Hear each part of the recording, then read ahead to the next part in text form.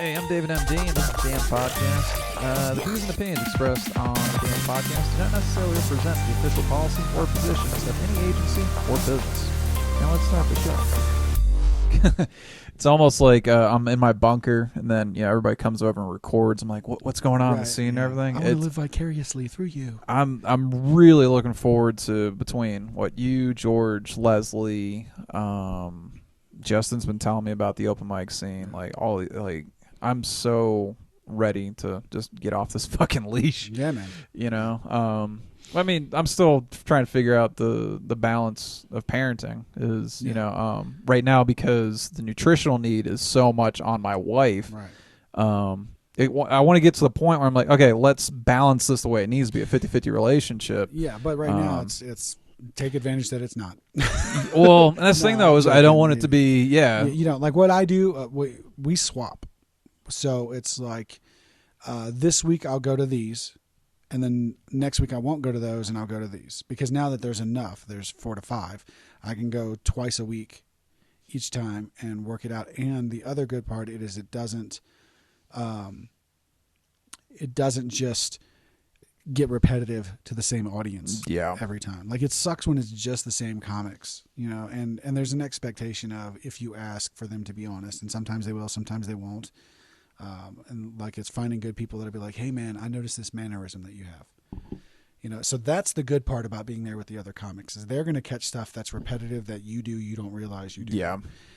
The difficulty is, if it's only the comics, you're not testing your material because the novelty is gone. Yeah. Right. Now you're practicing more form, but you're not. Right. You don't know how hard that punch is anymore. Yeah.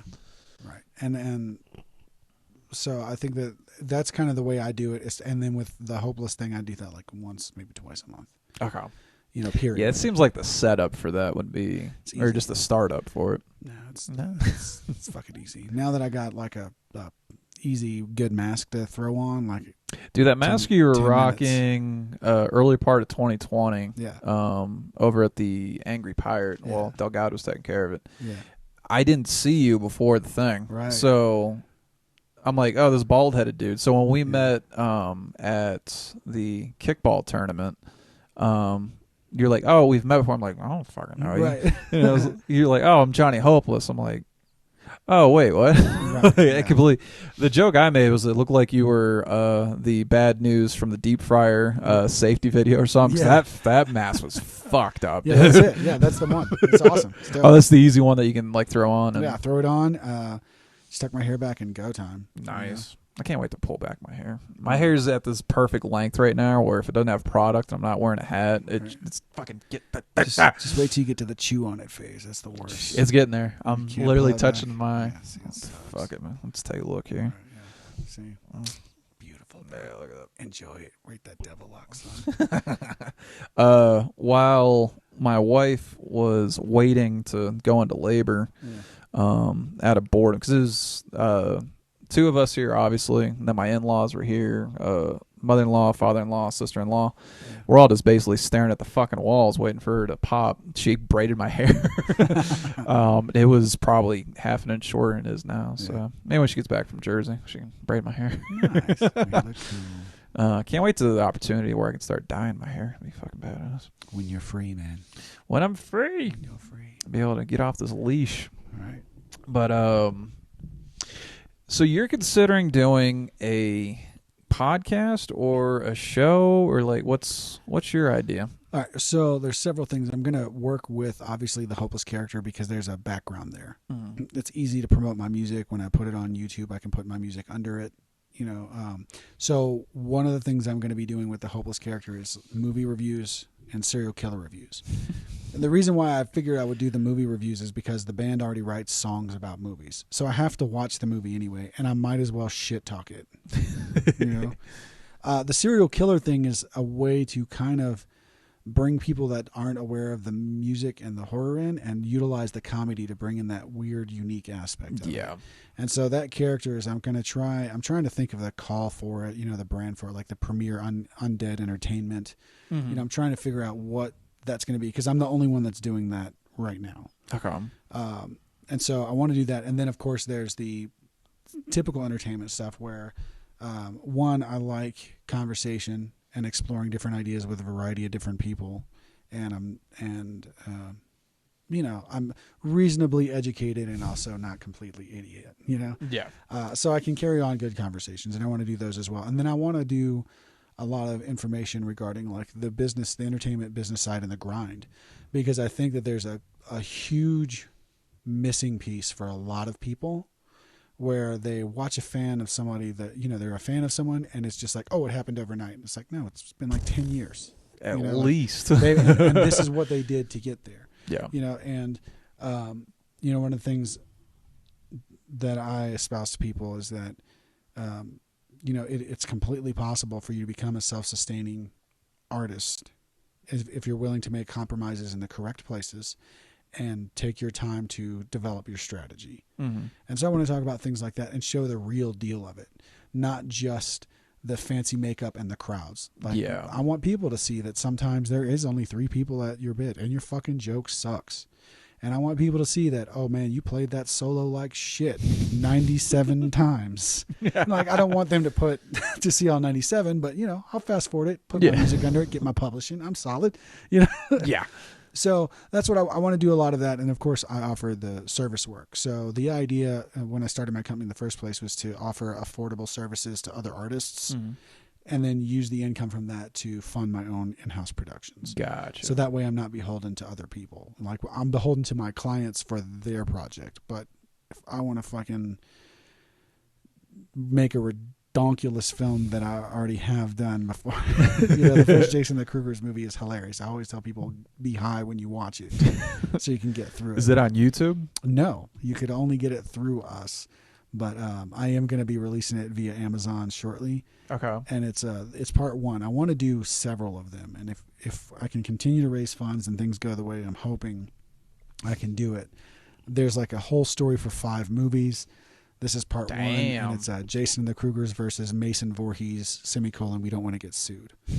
And part 2 is Jason the Krugers versus Pleatherface, we don't have enough money for a lawyer. Right. And then, so there's supposed to be several different ones. See, the shitty thing with the copyrights and everything is you probably couldn't even use those names. Well, I can, because of parody law.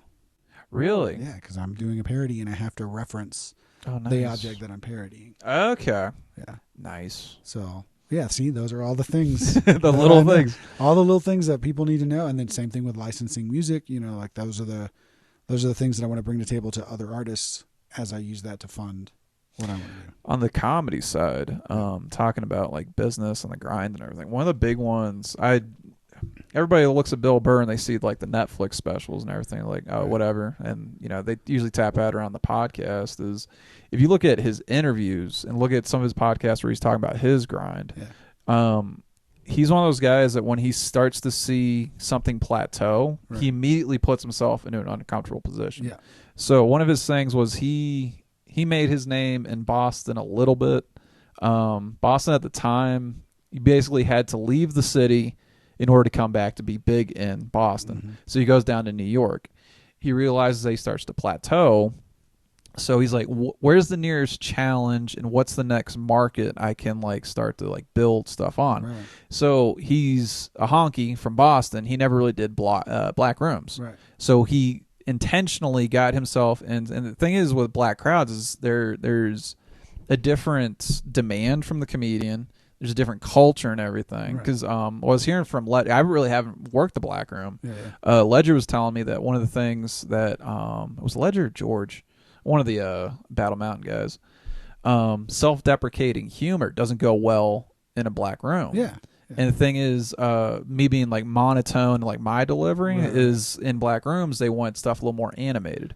So Bill Burr, anytime that he, like I said, he plateaued, he goes to another market and he's starting to pull tools from like all these different things. It's one of the reasons why Bill Burr is so animated and all that stuff is he had to go to different rooms, different cultures and everything to pull all this stuff together to what you now know as Bill Burr. Right.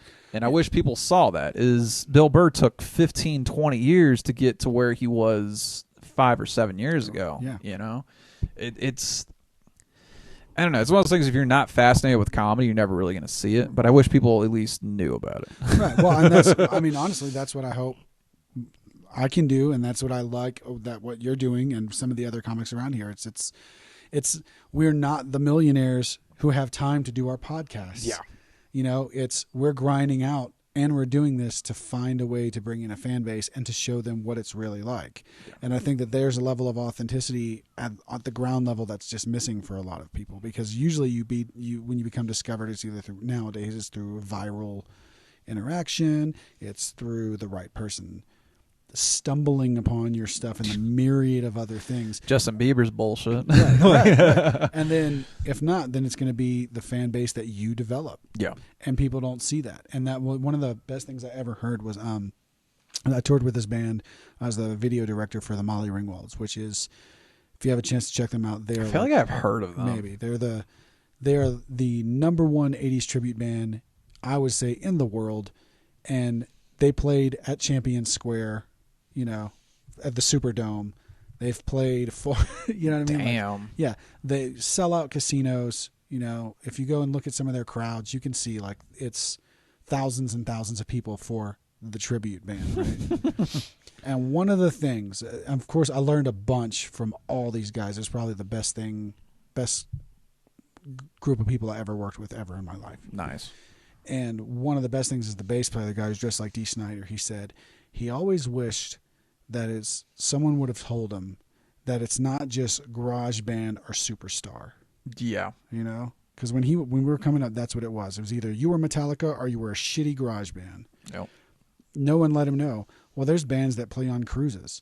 There's bands that play weddings. There are bands and if you're a musician, like a legitimate musician, and you want to make money from music, you can do it. You can sustain. You can make a 6-figure a year income playing music. Who was making the point? Is like there's some acts selling out Madison Square Garden that if you were to walk a block away from Madison Square Garden, they would have no fucking idea who it is. Yeah. But they have just enough followers in the right spots to sell that shit out. Yeah. And everybody's like, oh, you want to be the next Joe Rogan? Like, yeah, it'd be fucking great. Right. But my high-end aspirations, the realistic ones, which I hate that term these days. Like, oh, what's your realistic term? Like, fuck it. Swing for the fucking fences. You only live once. What's your goal? Right. But it would be great to have the realistic cap of, like, me going to another town, selling out the local comedy club and stuff. Yeah. And people don't realize that there's an entire network, several thousand comedians out there that you've never heard of. Right.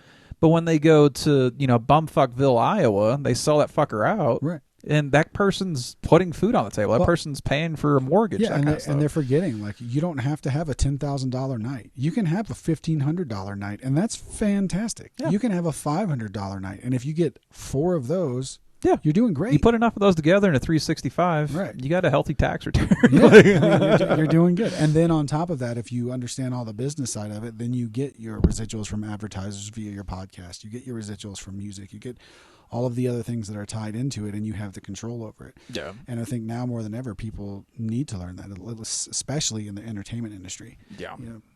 One of the aspirations I've had for this podcast and kind of the Bomb podcast, not only talking out of our asses and everything, but is also showing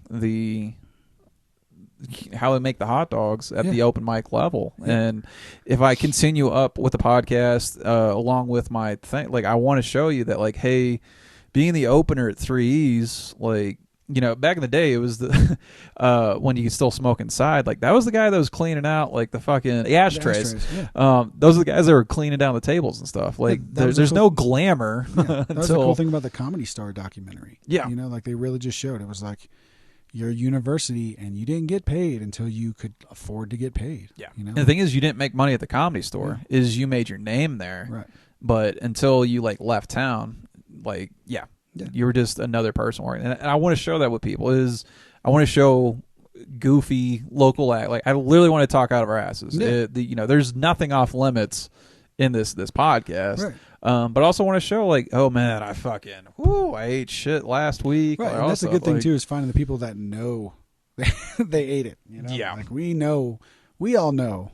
Well, people that are going to laugh at themselves too, because there's people that they eat shit and, like, they don't want to acknowledge it. Right. Which I've had a show where I thought I did great, and I went back and watched the tape, and it was like, nope, I did great with, like, the 4 people over here, but the other 15 people in the audience were not into it. And my fault was when I was doing well with those 4 people, I gravitated towards them.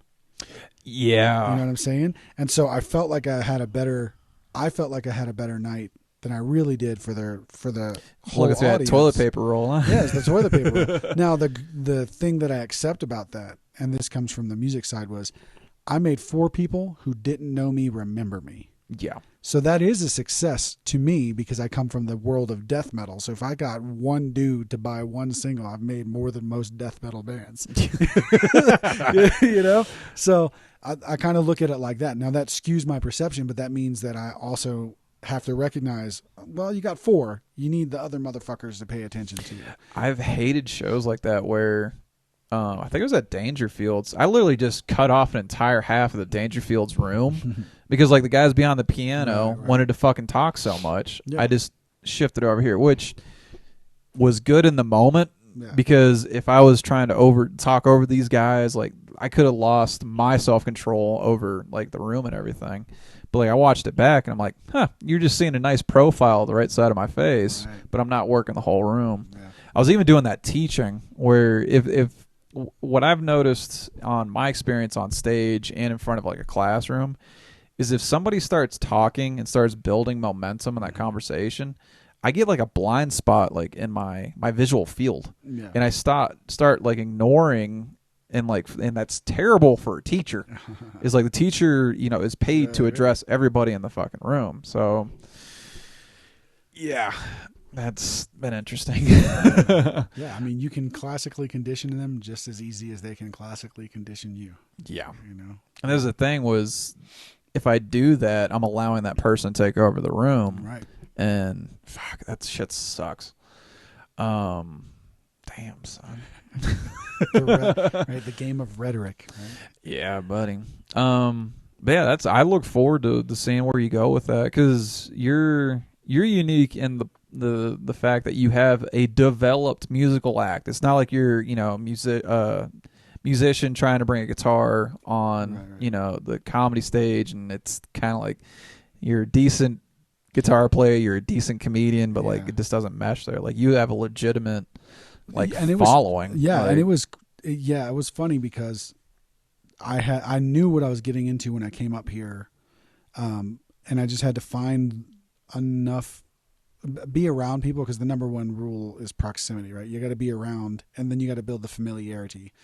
And so it took a little while for them to accept like this wasn't just as goofy as it wasn't just fucking off, and I wasn't a musician trying to steal time at an open mic from comedians. I'm literally trying to develop the comedic side and playing music that is funny and lighthearted as well, and getting that crowd control. Yeah.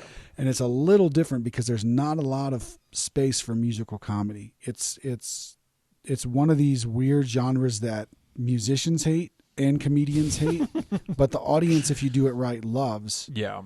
And you have to find a balance to show the people who are running the shows that you're not just fucking off, and that you don't, like legitimately, I know that character, bro. Like I know that character doesn't suck.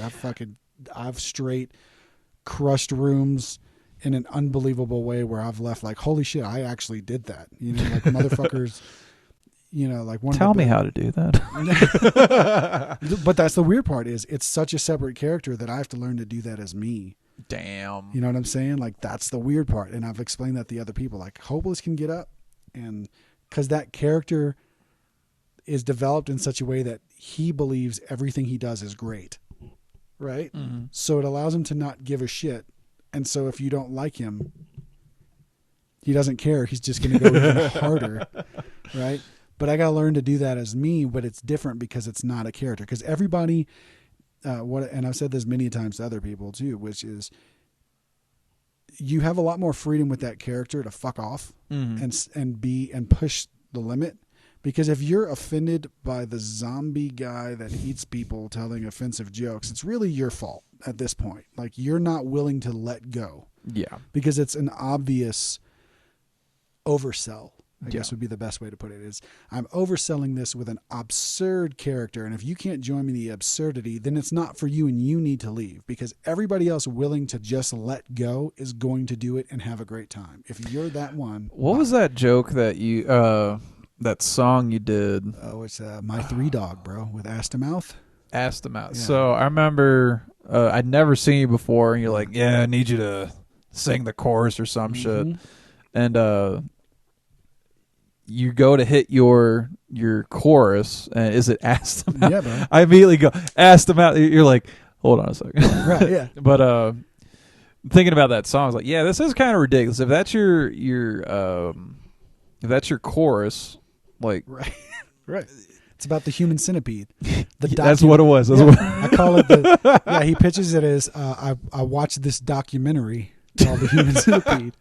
Right? And God, man, that movie. Yeah, exactly, and that's the pitch. Right? I was watching that in my dorm room without headphones, and it just sounds the audio from that. You're like, oh, everybody thinks I'm watching rape. Like, I'm like, let me plug in and I had the headphones in for another 5 minutes. I was like, fuck this movie. Yeah, it's ridiculous. It's totally dumb. And if that's your chorus, how can you be taken serious? Or how can you, as an audience member, be like, oh, I'm going to keep the stick up my ass? Right. Like, yeah. Well, that's like you said, it was an oversell. Like, it's a parody. Like, fucking get over yourself, people. Well, like, that's how I treat it every time. Like, if you're not having fun with that character, I'm not upset by that, because it is obviously not for you, and you need to leave.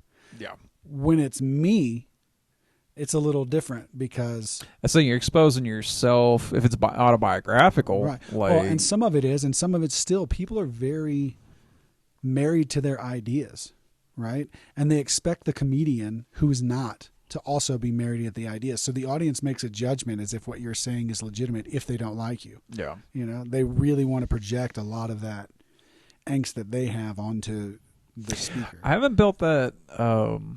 I have that skill in conversation where I'm just like, I'm talking to my ass. I'll literally say something against my own beliefs. Yeah. I think it's the preparation in my comedy that kind of eliminates that stuff. It's like, I don't believe this, so why would I? But I have that knee-jerk reaction conversation and be like, oh, well, here's talking out of my ass. Where, well, and that's part of it is because there's a lot more nonverbal communication, especially if it's people that you know. Because you can build up that rapport in a way that you don't build up with an audience member who's looking at you with, as soon as you come off the stage, they, and rightly so, believe you owe them something, right? You owe them laughter. You owe them making them laugh and forgetting about their day. So it's not a equal conversation of playfulness, right? So you and I can be fucking around and we'll just get into it and we'll start saying the most heinous, disgusting things ever. And we both know we are intentionally doing it because of how doofusy and how absurd it is and how no one should ever think this way. So we're mocking him. Like I had a guy that used to be like, man, are you racist? And I was like, really? That's how small your brain is, dude. You know, like I'm sitting here, you're in my house with my best friend who's Mexican, the Asian dude that's driving my car and living on my couch so he can record his album. Half my family's black, and we all cut up like this. And you think that we're being racist because we're making fun of stereotypes. That's how, and especially as a kid from the 80s, we didn't do color doesn't exist. No, it exists, and we're going to make fun of it. And we're going to make fun of each other, and you're going to say things like, I can't dance, and I'll say, I can relate to you because I also don't have a dad. You know, like it's... right? But going hard in the paint. I mean, but that's how we fucked around, you know, like, and then Juan fucking just hits me all the time. And it's like, that's how we cut each other. Cause we know that we have that relationship. Yeah. It's different when other people don't have that relationship because they have these different expectations. And which is what we were talking about earlier is when you have that solid foundation with these people, then go ahead, internet stranger, you know, you're mad at me. Well, cool. You know, come tell them. Yeah. You know, if you really, like I have one person who was hilarious because we were talking about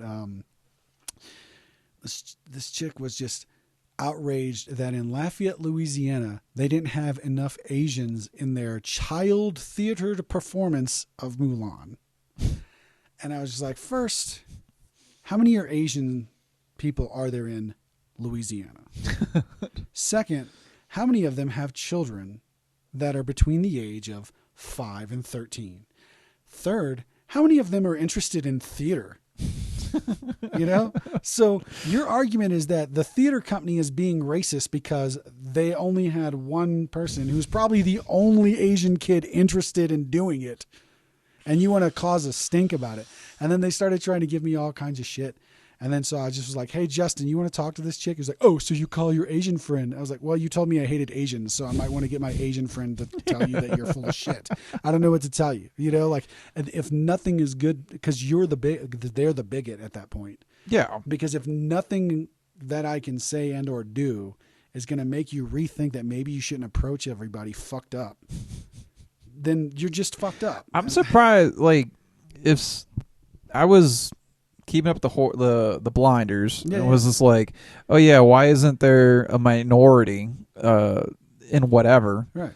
And then somebody should take off the blinders and be like, oh wait, look at the community that we're in. That's my like conversation. she should have that should have been like an aha moment right there. But no, she's like, no, let me just stay in my dumbass little. Well, and I think that's the job of the comedian, and I hate the term anti-woke. Right. I like the term anti-zealot, because the term, whenever I hear the term woke, is like, you're aware of the game being played by elites. That's the thing. Woke, the original, right. Yeah, interpretation of woke. But now it's just like, oh, I'm a social justice warrior. Yeah, and again, now I'm as woke. I said, there's something to be said. There are places in society where we need to make reforms for people to be treated justly. Yeah. But that's mostly going to come through individual behavior, not collective behavior. And the job of the comedian, to me, is to point out to that person, your short-sighted view is creating animosity towards an entire group of people you don't know. And you're not even considering that it could be the fact that they're literally an Asian. You know, and he's in it. So who are you mad at? You know, like, what are you mad at? I'm mind boggled. But that's, to me, that's what you're supposed to do as the comedian, is you find that and then you pick at it. And then those people that can't take it, and it's hard for a lot of people, and I think we're at the tip of the spear with the cancel culture and what's responsible, and if you have a responsibility to your fans, or if you. And we're just learning all this. And yet there's this expectation of perfection that's being demanded by people who legitimately don't even like most of the shit they're complaining about. It's like, you're going to go complain about fucking Bill Burr and you don't even watch Bill Burr or Family Starts with F. You don't like his stuff in the first place. Shut up. Yeah. How about you let me like what I like? What's not only crazy about this horse shit now is, we're holding 2020 standards, 2021 standards. But now we're starting to dig back into the past. Like, dude, society's moved on. Society's changed, what, 3 or 4 times since, like, 2007. Yeah, if your biggest evidence for a lack of change is from something that happened 60 years ago, maybe you should look at the fact that there's been a lot of change. Or trying to delete that out of history, or try to deny sharing that information. Yeah, like the Dr. Seuss fiasco, fucking right? Nuts. Well, so, all right, with the Dr. Seuss thing, I looked into that. Yeah. That was the publishers of Dr. Seuss decided, hey, these books are kind of fucked up. No, what they decided was, hey, we want to lie about the origin of our artist so he makes more money. And we want to cover up the fact that he came from a dark place and that he did what he could to make money. Because if you read the rest of Dr. Seuss's works, it was very much individualism, finding who you are, looking past the differences. But he had to fucking make money. So you're interpreting, was it the Dr. Seuss Foundation? Or you're interpreting their decision as a attempt to whitewash. Yeah, it's a cover-up. Okay. Well, that's how I look at it. And the way I look at it is this: censorship is censorship, even if it's self-imposed, right? Like, and I brought this up to someone because there is a valid point of, you can do with your possessions what you want, right? And that's what the point I was thinking was, like, and that's good. They decided not to do that. That being the case, it's not the artist making that decision. It's the person who bought the art making that decision. So if I bought all of Michael Jackson's artwork and all of the Beatles artwork, and then I just destroyed it all, sure, I can do that. but it doesn't make me less of a dick. You know, and that was one of the, it's like the conversation I had with this one woman when she was like, well, I'm not racist, I'm prejudiced. And I was like, you just basically said I'm still an asshole. You're not a better person because you changed the definition of racism but still have generalized hatred for people. Yeah. You're still a bad person. And it's the same thing with the censorship of it. It's like you can say, hey, we don't like the books that he did, but to say that we're never going to allow anybody to buy them and we want to stop them from ever existing for people to know about it, well, you're being inauthentic and you're presenting a perfect image of an artist when the art that came from that for that artist came from a place of pain, came from a place of recognition of their errors, came from a place where they wanted to reflect on something new and put out something different. Mm-hmm. And I think all that is them covering up their Twitter feed. That's the modern equivalency of erasing your twits. You know, I mean, that's how I look at it. Now, again, am I going to try to stop them and make them publish? No, I'm not going to make them publish anything, but I'm still going to call it out for what it is, which is like you're trying to monetize it and deny the reality of the artist. And that's where their art came from. And we don't like it, but it's kind of like going back and saying, well, you know, like I was a shitty guitar player when I wrote Smells Like Teen Spirit is what Kurt Cobain should have said. But, you know, but you see the growth. And I think that's important too. And we're erasing the growth, we're erasing the change, and pretending that we're doing it for a noble reason makes us the bandits that we hate. It makes us the people. See, I didn't interpret the Dr. Seuss Foundation, what did we say it was? Enterprises. I didn't interpret that as a whitewash thing. I was just like, that's not the image we want to carry forward. Right. Moving into, I thought it was more of like a business decision of like, hey, these books ain't really selling anyway, kind of thing. Yeah. But that's the weird thing now is everything's open to interpretation. Certainly. But like. Yeah, Dr. Seuss, the potato head thing, like all this stuff, like, and half this country lost its fucking mind this week over that shit. Yeah, and it's ridiculous because those aren't the conversations the nation should be having. That's the conversation the consumer should be having with the business. You know, and that's the thing; it's a free market enterprise. Right. I mean, yeah, but I point out that didn't come from some place of do-gooderness. That came from after there was an outrage, and that's my point. It's like when you give in to the mob. When the mob is behaving irrationally, you only push it further. Do you think the Dr. Seuss thing was from the mob's pressure? Or absolutely. Because my interpretation of it was the potato head thing, and it was more like, Well, they're all going to milk it for everything they can. Yeah. But yeah, I mean, it was the pseudo outrage brought up by people who randomly look for things to be mad at. And they make their money. There are people who literally make their money going out to find problematic whatever, you know? They're on Yelp. Dude, fuck Yelp. Right, but we see it, right? And that's where I kind of land on it. It's like I'd rather know the dirt too. And that goes into what we were talking about off air was with American media. Mm-hmm. I think we got into this conversation where like the standoff using the phrase the N-word, right. When is that going to become the offensive thing and everything? Right. So the point that I made was if there was a news article that said like this man yelled the N-word in like a theater, right. The fact that you've already have that standoff there, like there's the media. Actually, wow, I'm about to open up this whole thing. What got us to reevaluate our presence in the Vietnam War was the photo of the girl that was hit by napalm. Yep. That was a very stark image of how horrific we were treating the Vietnamese. Vietnam, do you know the name of that photo by any chance? Vietnam napalm girl. Yeah. You'll find it. I literally just filled it in. We're at a point now where, come on. Yeah, this photo basically was the beginning of the end of the Vietnam War because Americans saw how far it was. So one of the things modern news media is they're like, the Russians got trigger happy, shot down a plane over the Ukraine. In the American news media, the only thing they showed was like the wing assembly and like, the cockpit without anything. I don't think I specifically looked for it, but like I saw the UK posted some UK, I forget the name of it, but they literally showed dead bodies like fucked up, like still in the seats, still strapped, and like people that were about to eat fucking like get killed and everything.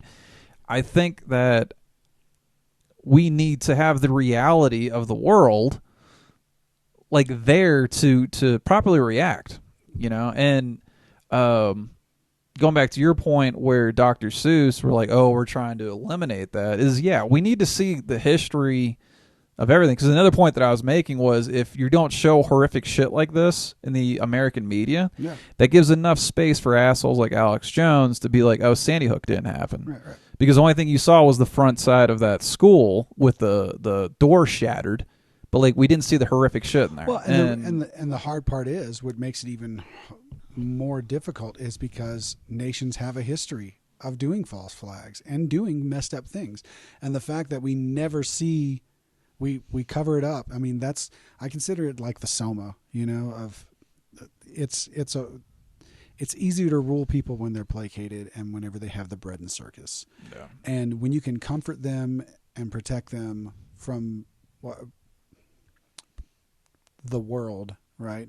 It allows you to utilize them to build the world that you envision. Now you can manipulate their sense. Right. So when the History Channel was just doing Hitler and stuff, one of the things, Channel. Yeah, it basically was the Hitler Channel. I never think about that. You have the H as your logo. That could so easily be turned into the Hitler Channel with Photoshop.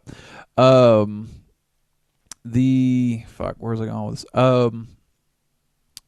In order to convince the German population that Hitler should go into, I think it was Poland. Yeah. He literally made a documentary of the Polish attack on I think it was like southern Germany or something like that. Completely made up. Right. It was literally a studio that they just showed like some fucked up like war footage, and they're able to do that. Yeah, we're able either side, left or right, is able to manipulate with that space there that they're not showing the horrific shit there. Yeah, they're able to control the message through not showing the horrific shit. Right, and the funny part is that's what woke used to mean. It's like you're aware that they do that, and you're aware that they all do that. Yeah, this is fucking woke, knowing that like this was not just happening that day. Right. This was happening for several years. Right. Yeah, and they were filming it because they thought it was acceptable. Right? Yeah. And then now what do we do is we don't allow any of it. We freak out when there's coffins and we act like there's well, that was one of the things that W was controlling the message so well. Yeah, was it I think they made it illegal to take photos inside of they had to fight that in court to fight for the privacy of the bodies, and it was just a coffin with a flag on it. You don't know who that's. Yeah. Well, and that was that's it. It makes for a very interesting time that I guess that also might be part of why I'm gravitating towards this part of the entertainment industry, because it's the last bastion of free speech. It's it. Like the comedy is the last, and it always will be, because the jester could tell the truth if he can make you laugh. Yeah. And that was before freedom of speech was even a concept. Yeah. So it existed hundreds of years before, thousands of years before. Right. And now that it does, it's like, well, I hope, and I really push more people that think about it to come out there who are interested, at least in that field, for that reason, not just the yucks. And there's a place for the yucks. Yeah. But this time in particular in history, the comedy is needed more than ever, because there is, whether people like it or not, an ideological battle between the collective and the individual. Yeah. Right? Like, are we going to choose as individuals to work as a collective, or are we going to be forced to destroy individually for the sake of the collective? And the comedian, in my opinion, has to stand up to fight for the individual. Yeah. That's what I think their obligation is. I may be wrong. Someone else might have a total philosophy about it. I'll argue with them about it. But I think because he's the one or she's the one who stands up there, puts it all on the line, potential death. Yeah. In certain cultures, yeah. Right. To make you laugh about reality. For quite a while, up to about 2 or 3 years ago, actually I'd say less than that, maybe 1 to 2 years ago, is I was always wanting to be that guy. Like my inspirations early on for predominant amount of time of my comedy inspirations was, your George Carlins, your your Bill Hicks and all that stuff is I don't have the mental capacity for that anymore. I feel the rage. I feel like I'm the guy that's just laughing at his own farts at this point. I'm like, all right, I think what I need to do is build my skill set on laughing at the farts and eventually entertain again the person that is wanting to put the writing on the wall. I mean, Chappelle did that. If you take a look at his Killing Me Softly and the other things, it was all like and the Chappelle show, right? But he did tackle some stuff. He and that was a mixed bag. Yeah, is like you literally had the diarrhea bit next to what the black white supremacists, right? And those were some, and I love that he came out. That was his first skit. Like he just came out swinging. Yeah, that's when the Netflix did their first distribution of like, God damn, he came out the gate with that shit. Episode 1, season 1. Bro, yeah, fuck. And it was it's amazing. But I personally like all of his stuff now way more. His monologue on SNL, I think that was like a 15-minute. Yeah. After Trump won. Right. Like it was funny, but it was also like super heavy. Yeah. And yeah, I think he even made the same point you're making of like the jester's the one that's able to say truth to power and shit. Yeah. Chappelle, he was a dark horse for a very long time, but now he could easily go on my Mount Rushmore. Like he's a straight, yeah. I mean, he's definitely thought-provoking and has gotten way past the sophomoric humor. And again, there's a place for the sophomoric humor, and that allowed him to build himself into the person that he wanted to be and the lifestyle that he wanted and tell the comedy is. And I think that got him under the radar and inside the perimeter is, a large portion of American populations like farts. Right. So he's able to get right up farts under that armor. And then he's like, oh, hey, here's some intellectual shit, like prior Carlin level shit in 2020. Yeah. Which and there was such a drought of intellectuals in comedy that were like, oh my God, Chappelle. And the best thing, one of my favorite things is he did not apologize. And I think that's where everybody else failed is why are you... I don't need to apologize to people I didn't do something to. I'm sorry you don't like my interaction with another person. I apologize to them. Who the fuck are you? Yeah.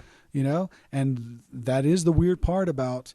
I had this conversation with someone because they have a significant other that travels all the time with comedy, and they're, successful at it. Mm-hmm. And she was saying, well, it's just so weird for him, and I see him get thrown off because he'll have people come up and they just love him for...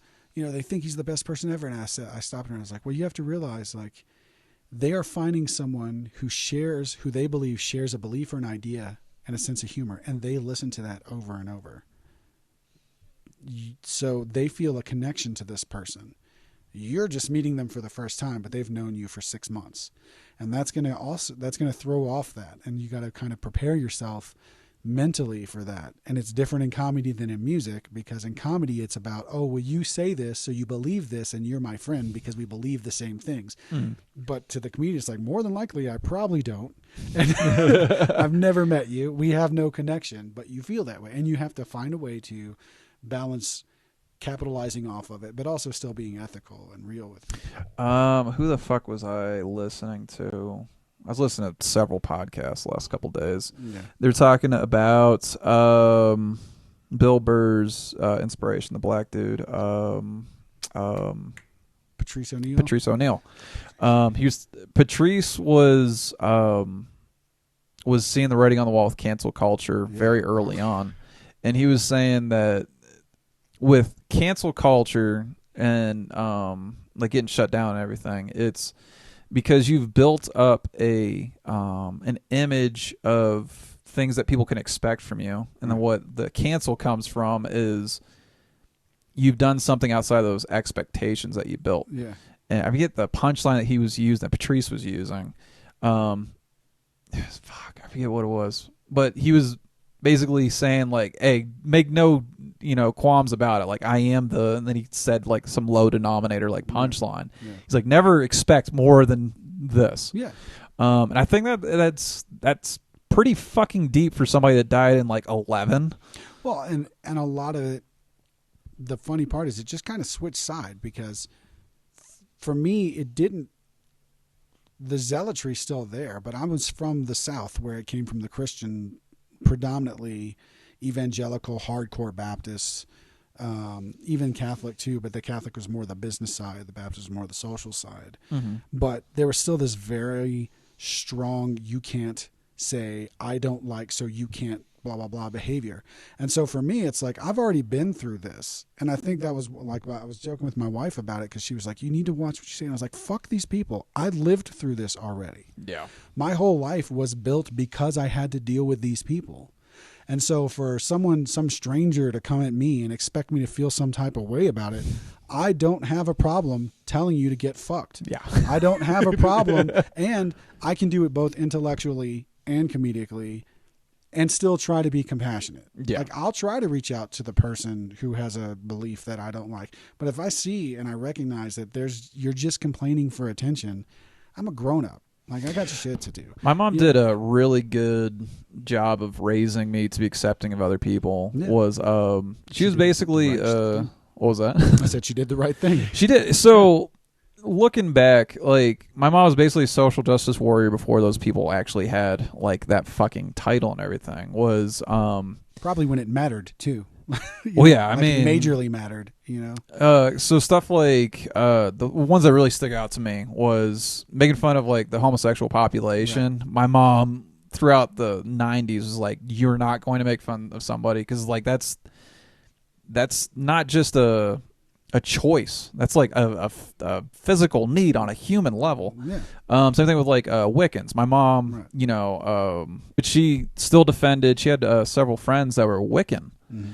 And she's like, all religions are acceptable. Like, she raised me in that. And so when this huge thing of like, oh, the social justice warriors are pushing way too hard in the paint, they're really ruffling feathers and everything, I was like, I don't know why. Maybe I was raised right to not see where the contention is. Like, you know, you need to not believe in these, but you need to set that space aside specifically for me. Like, I don't know. There's this. I've always looked at this crazy, as you're calling them, like zealots, and it was just like, I don't know why they're pushing so fucking hard. Like, well, everybody just needs to live and let live, kind of thing. And I think a lot of that is part of one, social norms of people not even being raised by their parents now. They're mostly raised by television, and they have instant gratification, and they're also told that they need to change the world, right? And they're also told that they can all do it. And the reality is 98% of them aren't going to fucking do anything. 98's pretty courteous, too. Yeah, well, right. But one of the things about it that I always brought up is that if everyone is exceptional, there would be no exceptional person to make the change. Yeah. And that person is exceptional precisely because they are outside of the norm.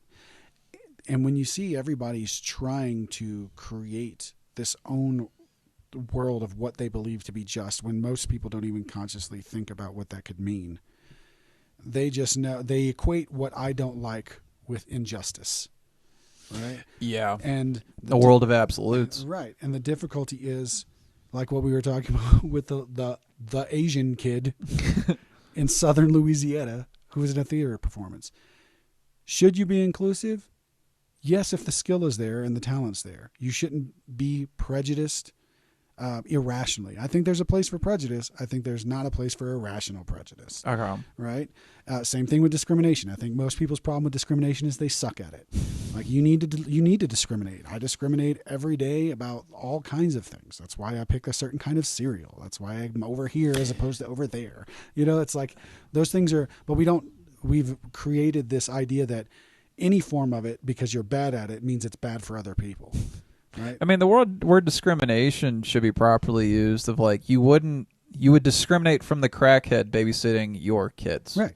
Like, that's discrimination. Yeah, I do. But the world's a shade of gray. Like, stop working in absolutes. Yeah. You might actually like not be so stressed the fuck out. And I think that there's objectivity and there's objectivity and subjective perception, and our job as human beings is to seek out the objective reality, understanding that there's subjective perception and making room for that.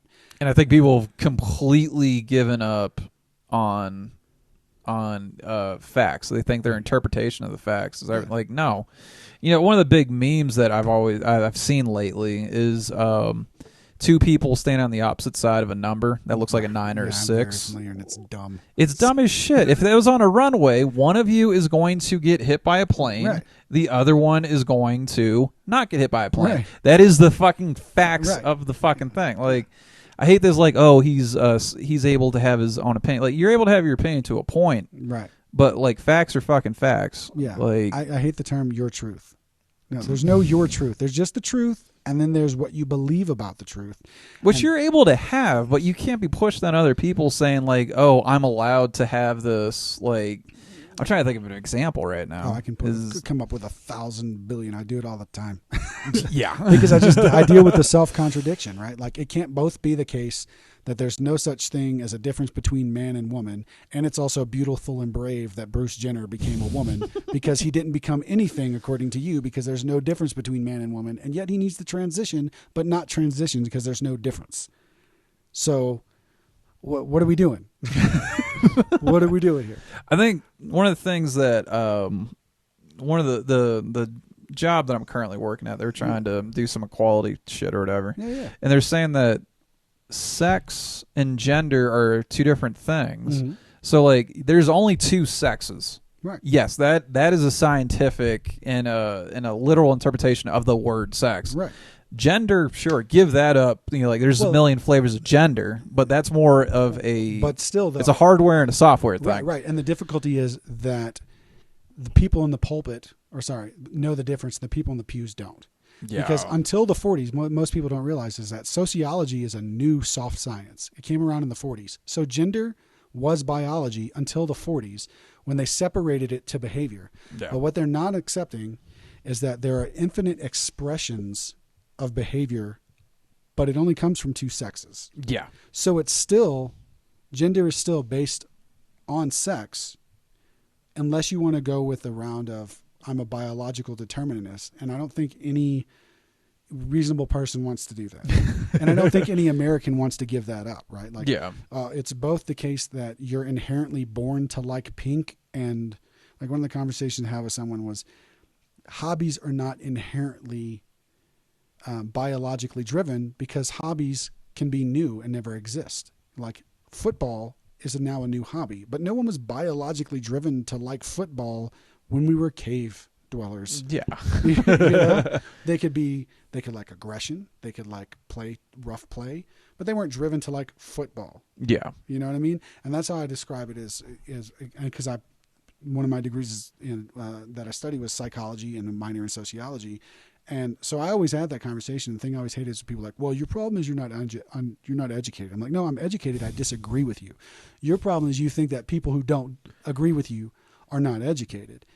And again, going to absolutes. Right. People if you don't agree with me, with this. And that was my thing. Is like, especially for people that are dealing with the issue of legitimate dysphoria. Yeah. Right? That's a suffering that I don't want anybody, because I've dealt with depression, which is also a biochemical foundational thing. Now, it's also influenced by behavior and other things. So I know what that suffering that you feel you have no control over is like. Mm. And I would much rather someone have a real conversation and assist me in how to make it through that, than just be like, no, you're right, life sucks, you should kill yourself. Yeah, and that's kind of what we are doing at this point. We're not saying, hey, look, there's nothing wrong with you wanting to express yourself in the way that you see fits you. Mm-hmm. There's absolutely nothing wrong. And I'll fight any motherfucker who tries to stand in your way to stop you from doing that. Yeah. But what you don't get to do is get fake breasts and tell me that they've been legitimately C cups this whole time. Like, I was there when you had the A cups. Well, it even gets into dangerous territory, because now you have dangerous in some situations, and horseshit in another. Is there's transgender athletes out there that are setting like world records for female athletes, right? Like, well, and that's the difference. See, you can't play it both ways, where gender is infinite except here, right? Yeah. And it's biological except here. Because you're saying, well, gender's not biological, but we need to let biological men play with biological women because they're infinite gender expression, which is soft science. Like, that doesn't work. Yeah. They can show up to the men's tournament, to the male tournament, in pumps. I don't know what to tell you. Wear some pumps, put on a dress, and fight males. Yeah. And that's cool because there is a difference. And it doesn't mean that it, like one of the things I loved about my wife is once we were having this conversation and she was like, somebody was trying to tell her there's no difference. She's like, I can have a baby, which means for 9 months, I have to deal with something else inside of me. And you will never, ever, ever have to do that. And it won't come out like, oh, you could get cancer for 9 months, but guess what? It's not doing. It's not coming through your urethra. Yeah. So unless you got some horrifying something. yeah. And so it's like, and I think if we could just have honest conversations about things like this, we get a lot further. Yeah. But I think what's happening a lot now is the squeaky wheel gets the grease, and there's a lot of mentally ill people that are getting platforms. And I actually had a friend of mine who went off the deep end, and I told her straight up, I was like, mentally ill people should not make rules for the healthy. No. Because the healthy people aren't the ones suffering through what you're suffering through. We're trying to assist you in altering your dysfunctional view of reality that you acknowledge that you have. So if you know that you, I think as a society, we should give space to the trans community. Oh, absolutely. But like this whole thing where, I mean, what, in Congress you had what's her name, like put up that sign like there's only two genders and all that stuff. It's like, dude, can we just chill the fuck out on it? Like, just give the trans community like their thing, but like, I don't need to be ramming down my belief. Like, but see, everything's so fucking confrontational now. Well, and I agree with that. It's the confrontational. I think the argument that a lot of people have whenever they just start shouting bigots at people who very well may be bigoted, but also might have legitimate concerns, and you just throw them all together, and it's frustrating. But we're such a confrontational part of our culture now. It's just like, dude, stop going at each other's throats. Listen to the other person. Right. And you disagree or not. And I can get it. Like I get all of the things that people are bringing up, but I also get legitimately like why females have concerns. It's like, oh, well, you just because you're uncomfortable doesn't mean I should have to alter my behavior. And it's like, but that's literally what you're asking the women to do. And this is male to female. It's like you're literally saying, I'm uncomfortable and you should do something to make me comfortable. And you're uncomfortable and also fuck you. You know? And it doesn't work that way. And the weirdest part, one of the things I don't like is this, there's more of attack of the male trans than the female trans. Because one, it's men are dirtier and are sneakier with their sexual aggression than females. And two, it's just because it's an easier target, you know? And I think that is a problem that we need to address because we do have those old school gender norms that were built in a time that is no longer applicable today. Yeah. You know, like there were certain, like I'm a firm believer, and I think evidence suggests that a lot of our gender norms came through evolutionary behavior, right? Mm-hmm. But we have to prepare that through that evolution, we're going to come to new situations. Right? Yeah. Like we didn't have birth control. So, you know, it's going to be real hard for you to get out there and tend to those fields. You know? Yeah. Like it's going to be hard for you to make that journey 9 miles over the mountains on these cows, you know? And so it's like, maybe we'll work together. And then, but now we don't have that lifestyle anymore. We have a very easy way where everyone can work and find their passion and also find their skill set with the limitations of their own unique, you know, body. Like 5'2" people are never going to be great basketball. They're never going to dunk. You know, you're not dunking on everybody. You know.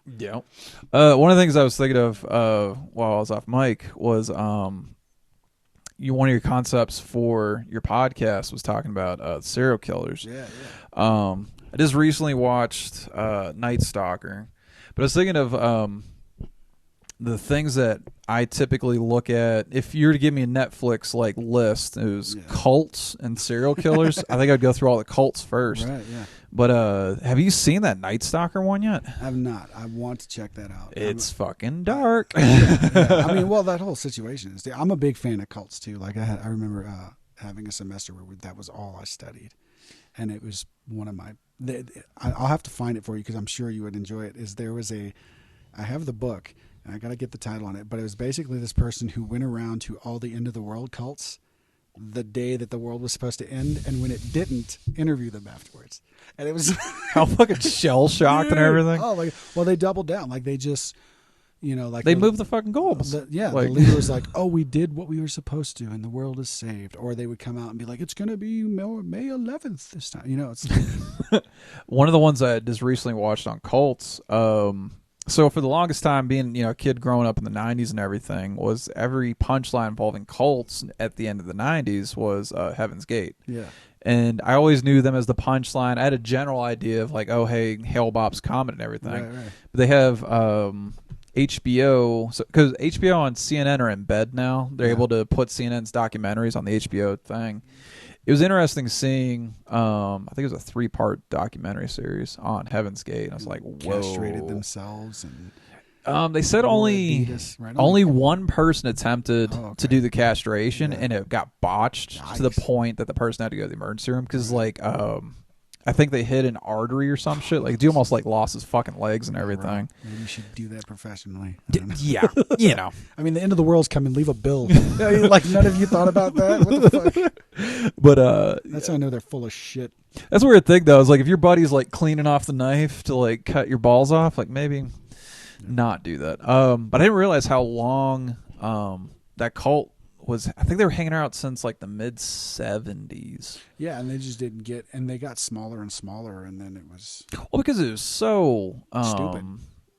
That too, but it was so strict. Yeah, was like we're not going to consume sugar. We're not going to do. I think at one point half of them were wanting to go vegan. Like, and they just got more and more constricted and everything. It's so interesting looking at cults to see like was the people that started Heaven's Gate, how far up their own ass, how much did they believe in their own stuff? Yeah.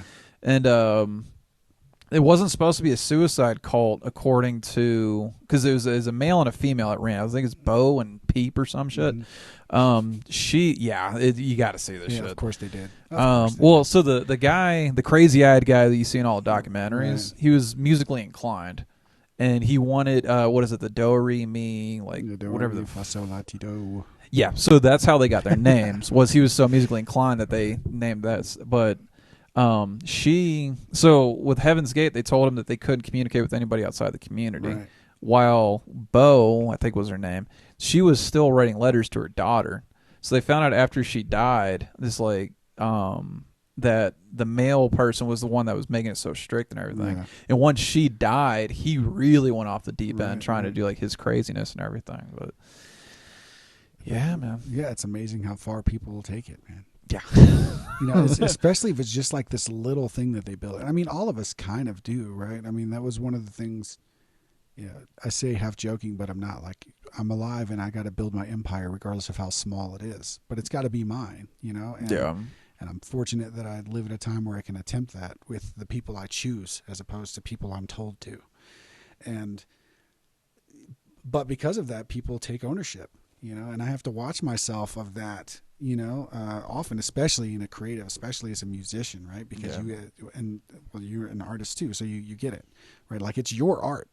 And imagine if you take your art to a religious place, right? Like, imagine how possessed you are of like, don't add that blue on that, Yeah. Like now you're doing that with the beliefs of God or how the world should be run. I mean, like that.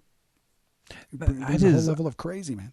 I don't understand that mechanism or that, I guess the balls to be like, I'm a divine, I'm a deity. Right. Yeah, well, they can't do that right away. Right? They have to have some other people believe it first, so they go slow. Well, I think that was Heaven's Gate's thing was So Heaven's Gate was actually a Christian cult. Yeah, offset.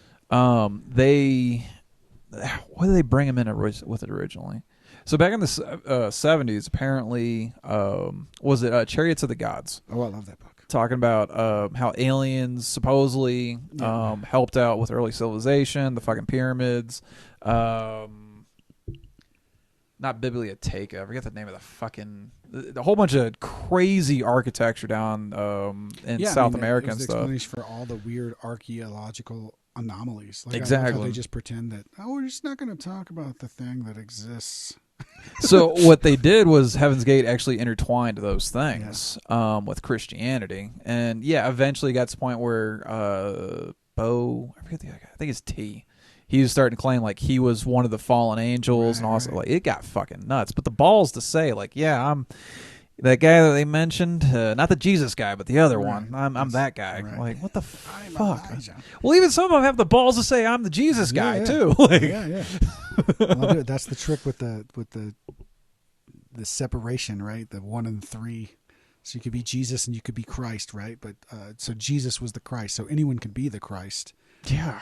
Right. So he'll come again, and they take a philosophical idea and try to make it material. And some people, I mean, Carlin said it best. Imagine half the people are dumb, right? And half of them are dumber than that. Yeah, was it the average American? Realize how stupid the average American is, and realize half of us are dumber than that.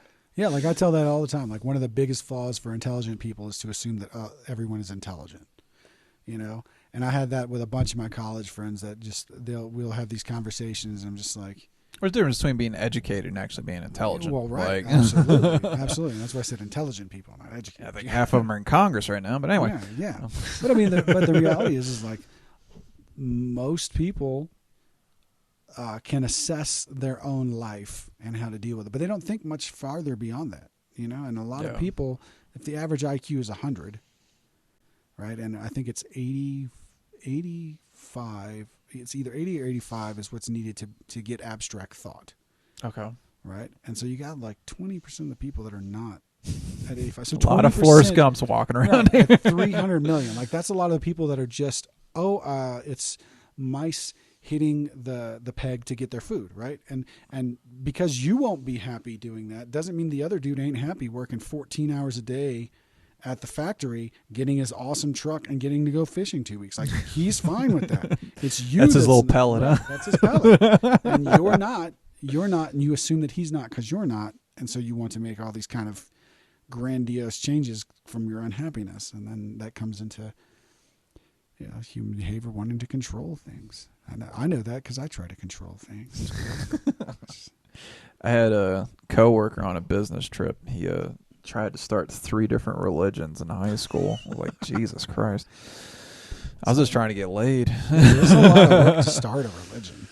I mean, you could at least do like the Muslims and hijack another one.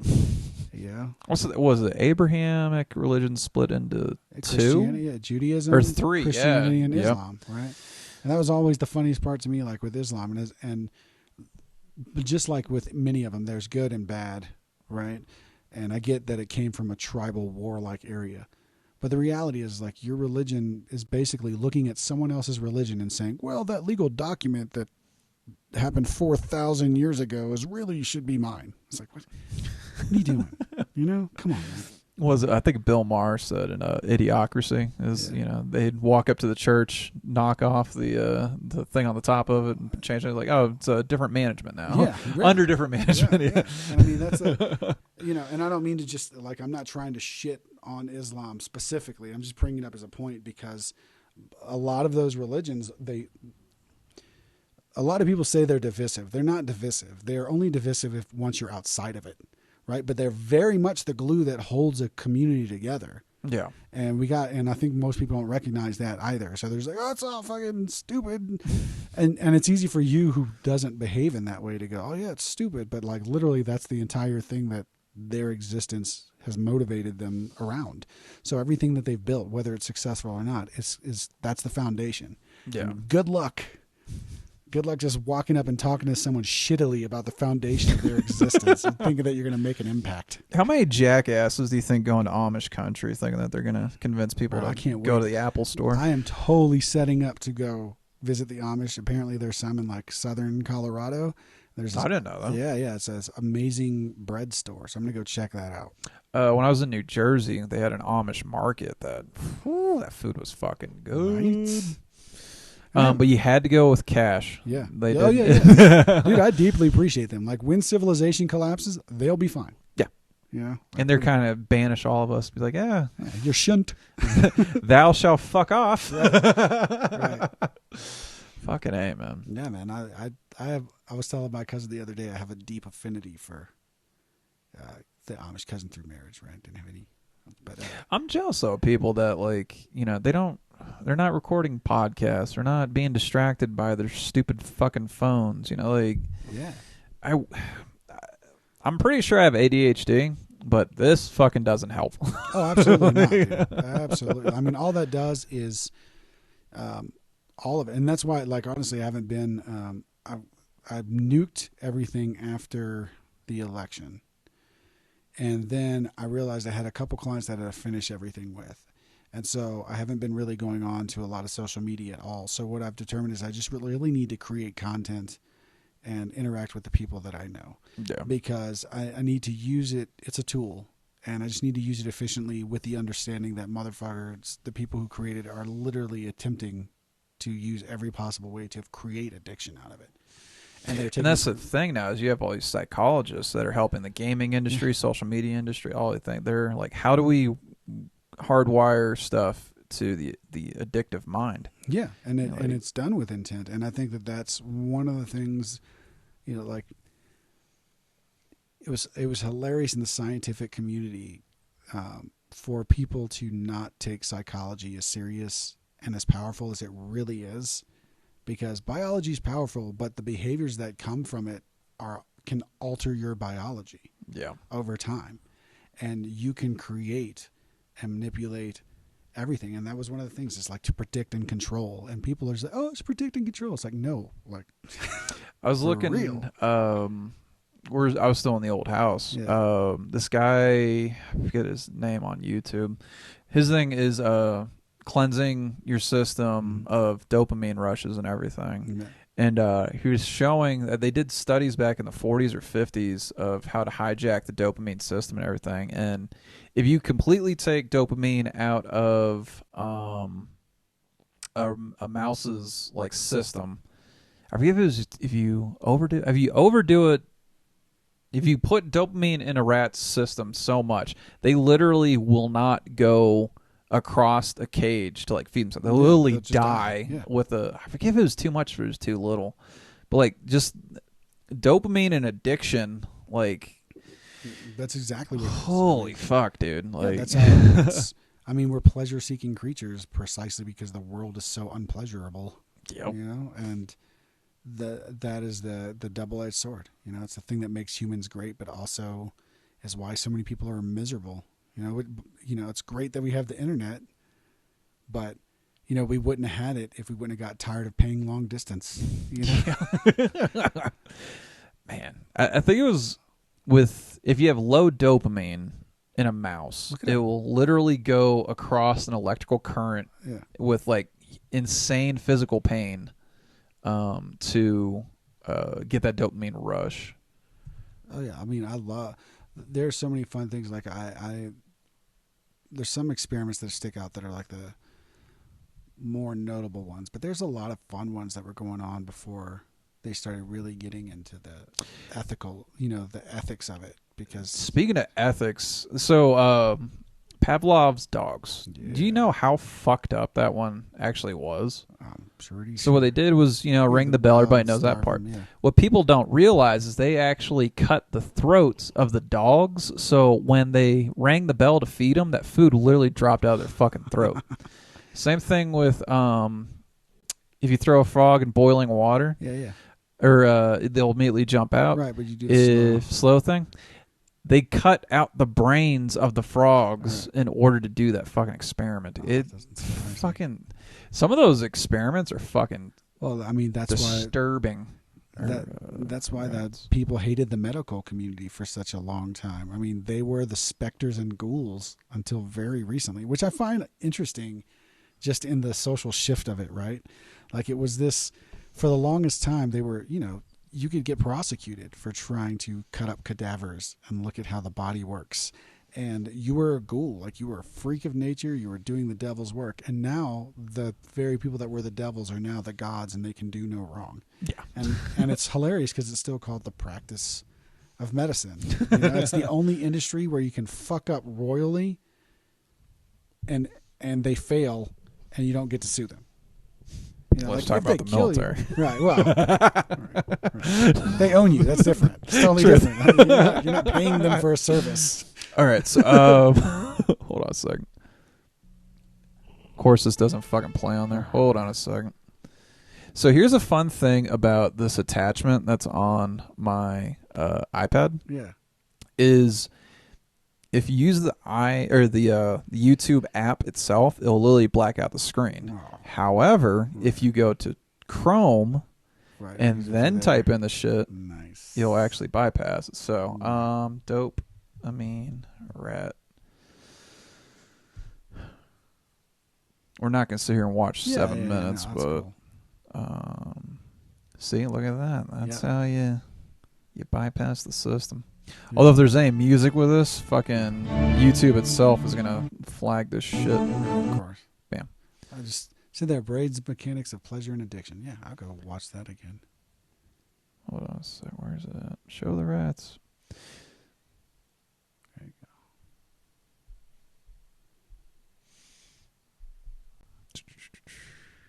This is why I'm not doing audio only podcasts Right, anymore, take that. people. Yeah. Shit.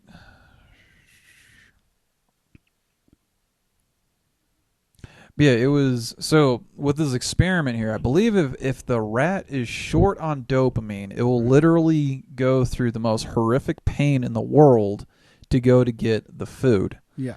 Where if you hijacked the system and put nothing but dopamine in the rat's system, it will starve to death because it's so satisfied it doesn't need to go get the food on the other side there. That's awesome. It's fucking nuts. Like, That's- and we're talking about the connection between psychology or what was it? Biology and biology. There we go. Yep. Yeah, and when you take into account that we are social creatures, it's easy to make the acceptance be the dopamine. Yeah. Because now that is the credit score. That it's a de facto one that we've all had throughout your life, right? Because if you don't behave appropriately, you lose out on that, the ability to participate in the social, whatever the game may or may not be. Mm-hmm. And so it makes total sense that people want that. And then you continue to, I joke about the difference between the American dream and the American fantasy. And nobody wants the American dream anymore. Because the American dream was you don't die in a mattress and you have a nice job, right? But now the American dream is you have to have a Gulfstream. You have to have, or you're a failure, right? And so there's this huge... If everybody has a Gulfstream, Right. then nobody gives a shit. Right. There's this huge focus on those very few people in those positions, and that's used for, it's called stars because they're elevated way above you. I was just reading a thing. Lady Gaga, who's like the fucking peak of everything, she actually put herself into bankruptcy for her Monsters Ball tour or something like that. Like, these people are so close to fucking like losing it and everything. Like, but if everybody has that fucking rock star lifestyle, then just the normal rock star. The society has to have haves and have nots in order to, get shit moving. Yeah, and I think, well, I like the haves and have less. Haves less, right? Because I don't want anybody to suffer and die. Yeah. Like, there's one of this great bit that Stanhope does, which is, and I'm not going to give it all away, but if you get a chance to look it up, is why cocaine is illegal and why they why they heap shame upon pussy, right? So if you get a chance, look at that, because it's one of the best bits I've ever thought about of just the honest interpretation of the foundation of human behavior. Okay. Right. And it's just and it's fascinating and it's fantastic. I love it so much because it is basically reproduction is our primary thing. Mm-hmm. Everything else stems from that, because without life there's no use. And if we don't have to try to attract a mate, then we're not going to do all the cool shit that we need to do. We're just not. And that goes for both men and women, right? And part of that is prestige, right? Part of that is being in the hierarchy that's innate within us as social creatures to look for the alpha, male or female, Right? And people are like, "Oh, there's no such thing." Well, it's because you're a beta. You know who says that? Bitches. Right. You know who says that?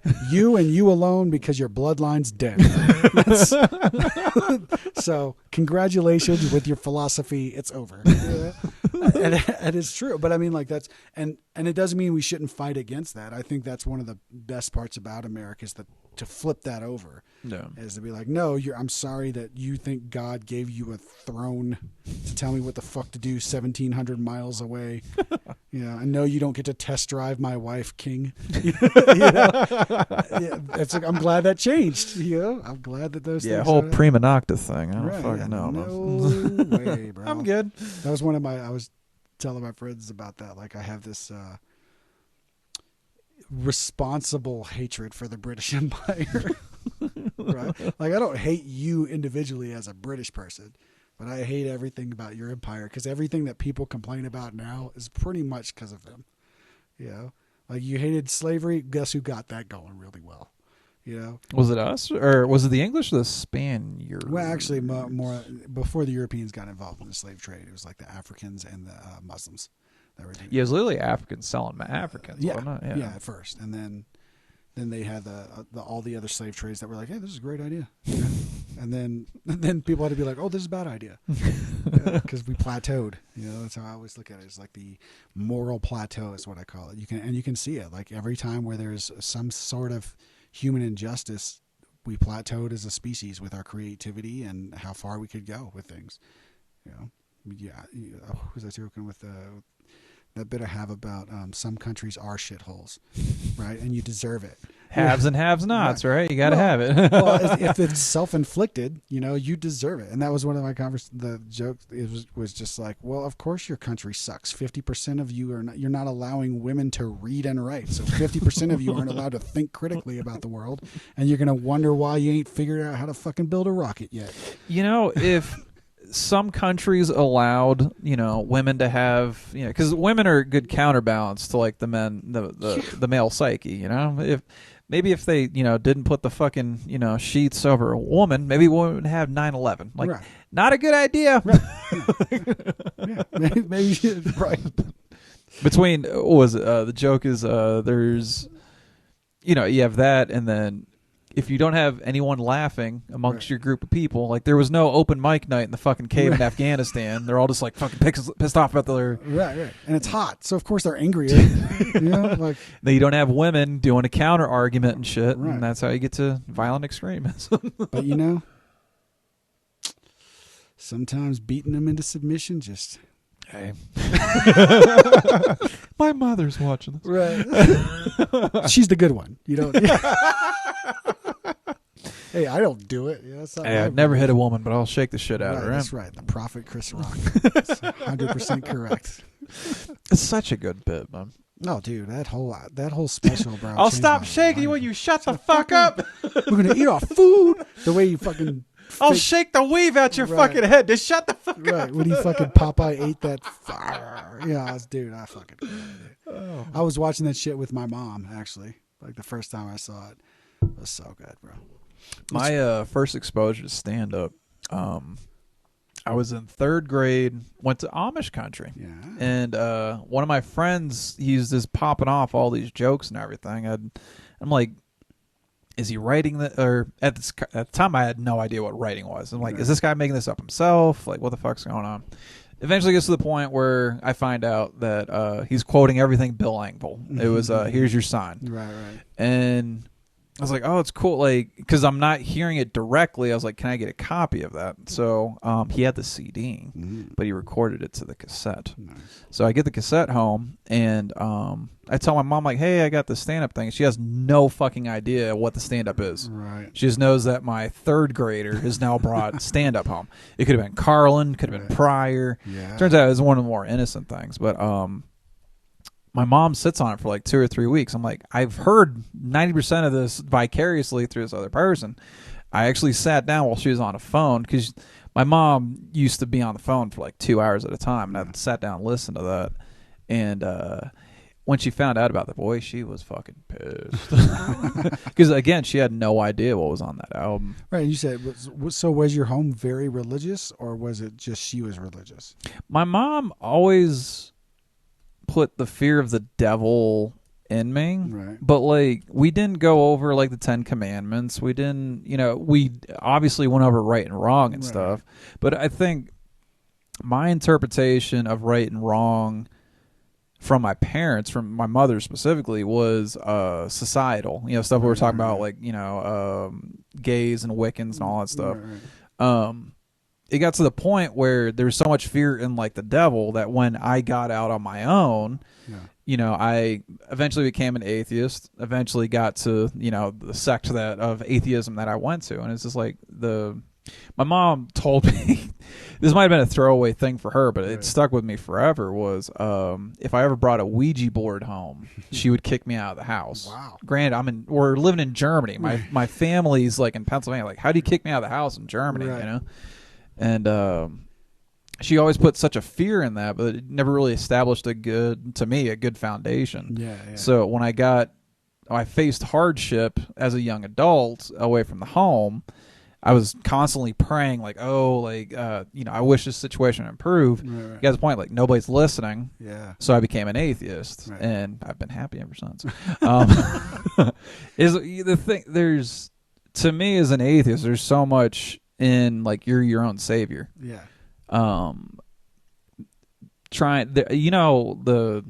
With the religious, I have to believe this in my soul. It never was in my soul. I've always had that doubt. So once I got away from my parents, like I just let that atheism blossom and haven't looked back ever since. I have no idea how we got to my fucking between Angvil and all that shit. Well, no, I mean because you mentioned you bringing home stand up. Oh yeah, and like I had a lot of friends that their parents were super religious, and so I've been around. Like I got introduced into a bunch of like Christian metal bands and stuff like that, and I think I told you that on the last time I was on. Is like I listen to it the same way I listen to black metal. It's like you're gonna yell about your God, and I'm just gonna listen to the string section and the double bass. Those guys go crazy on their fucking basses. Yeah, man. But I'm just curious about it because those are one of the fascinating things. Like I said, it's those foundations that kind of alter and set the course too. What's so weird though is like I don't really. At a point, I really didn't consider my parents, my mom specifically. My dad comes off very agnostic to me, but my dad's so I want to say distant because my mom's listening, but like there's something. There's a gap. There's a gap between my father and I that I don't understand. My mother and I have analyzed it for a little bit, but I didn't realize how religious my mom was until I got into a 100-mile-an-hour car accident in Germany.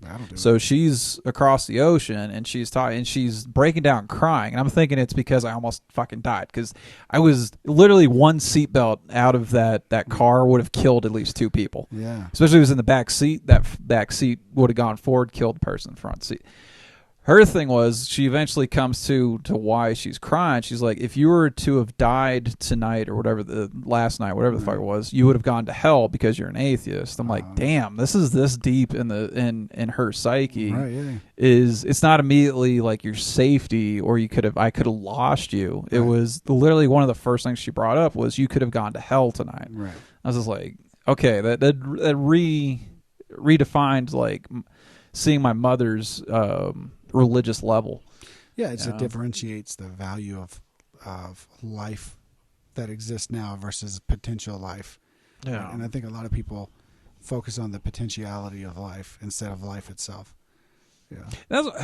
Speaking of potential, like that, when I see, some terrorist group or something, like especially when ISIS was going through and like killing like early 20-year-olds, like how many I won't even say religions. How many extreme views have ended up killing the cure for cancer in the cradle? Like killing people.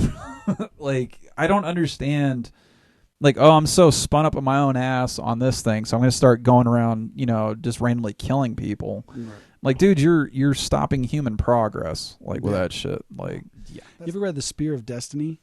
No, dude, that's awesome. It's I want to read more than just that, but apparently it's the Spear of Longinus. You can look it up. Spear of Destiny, right? I'm my own Jamie, right? Yeah, it's Spear of Destiny. there you go, bro. It's gonna bring up some like Skyrim shit. No, so Oh wait, wasn't this the premise to Constantine? probably yes, it was. Well, so this is a real object. Yeah. And a huge amount of world conquerors possessed it and then conquered the world. And when they lost it, then they lost it. They lost their hold. So like Charlemagne, Really? yeah, Charlemagne the Great had it. Hitler, apparently he would go, I think it was in the museum at Hemsburg, and he would go and there's records where he would just go and stare at it for hours, you know? And, With a visible heart on it. yeah, obviously. He's like, oh, them Jews make great spears. And they're like, and then they were like, no, Hitler, that was the Romans. And he's like, oh, Juden, you know, foiled again. But anyway, yeah, I mean, it's one of those weird, like, historical things that has some validity to it and is creepy. Huh. I wonder, you said those who have owned it. Yeah, like if you look up Charlemagne the Let's Great, see. like he had the Spear of Destiny. Ownership, maybe. Yeah. Owners. Yeah.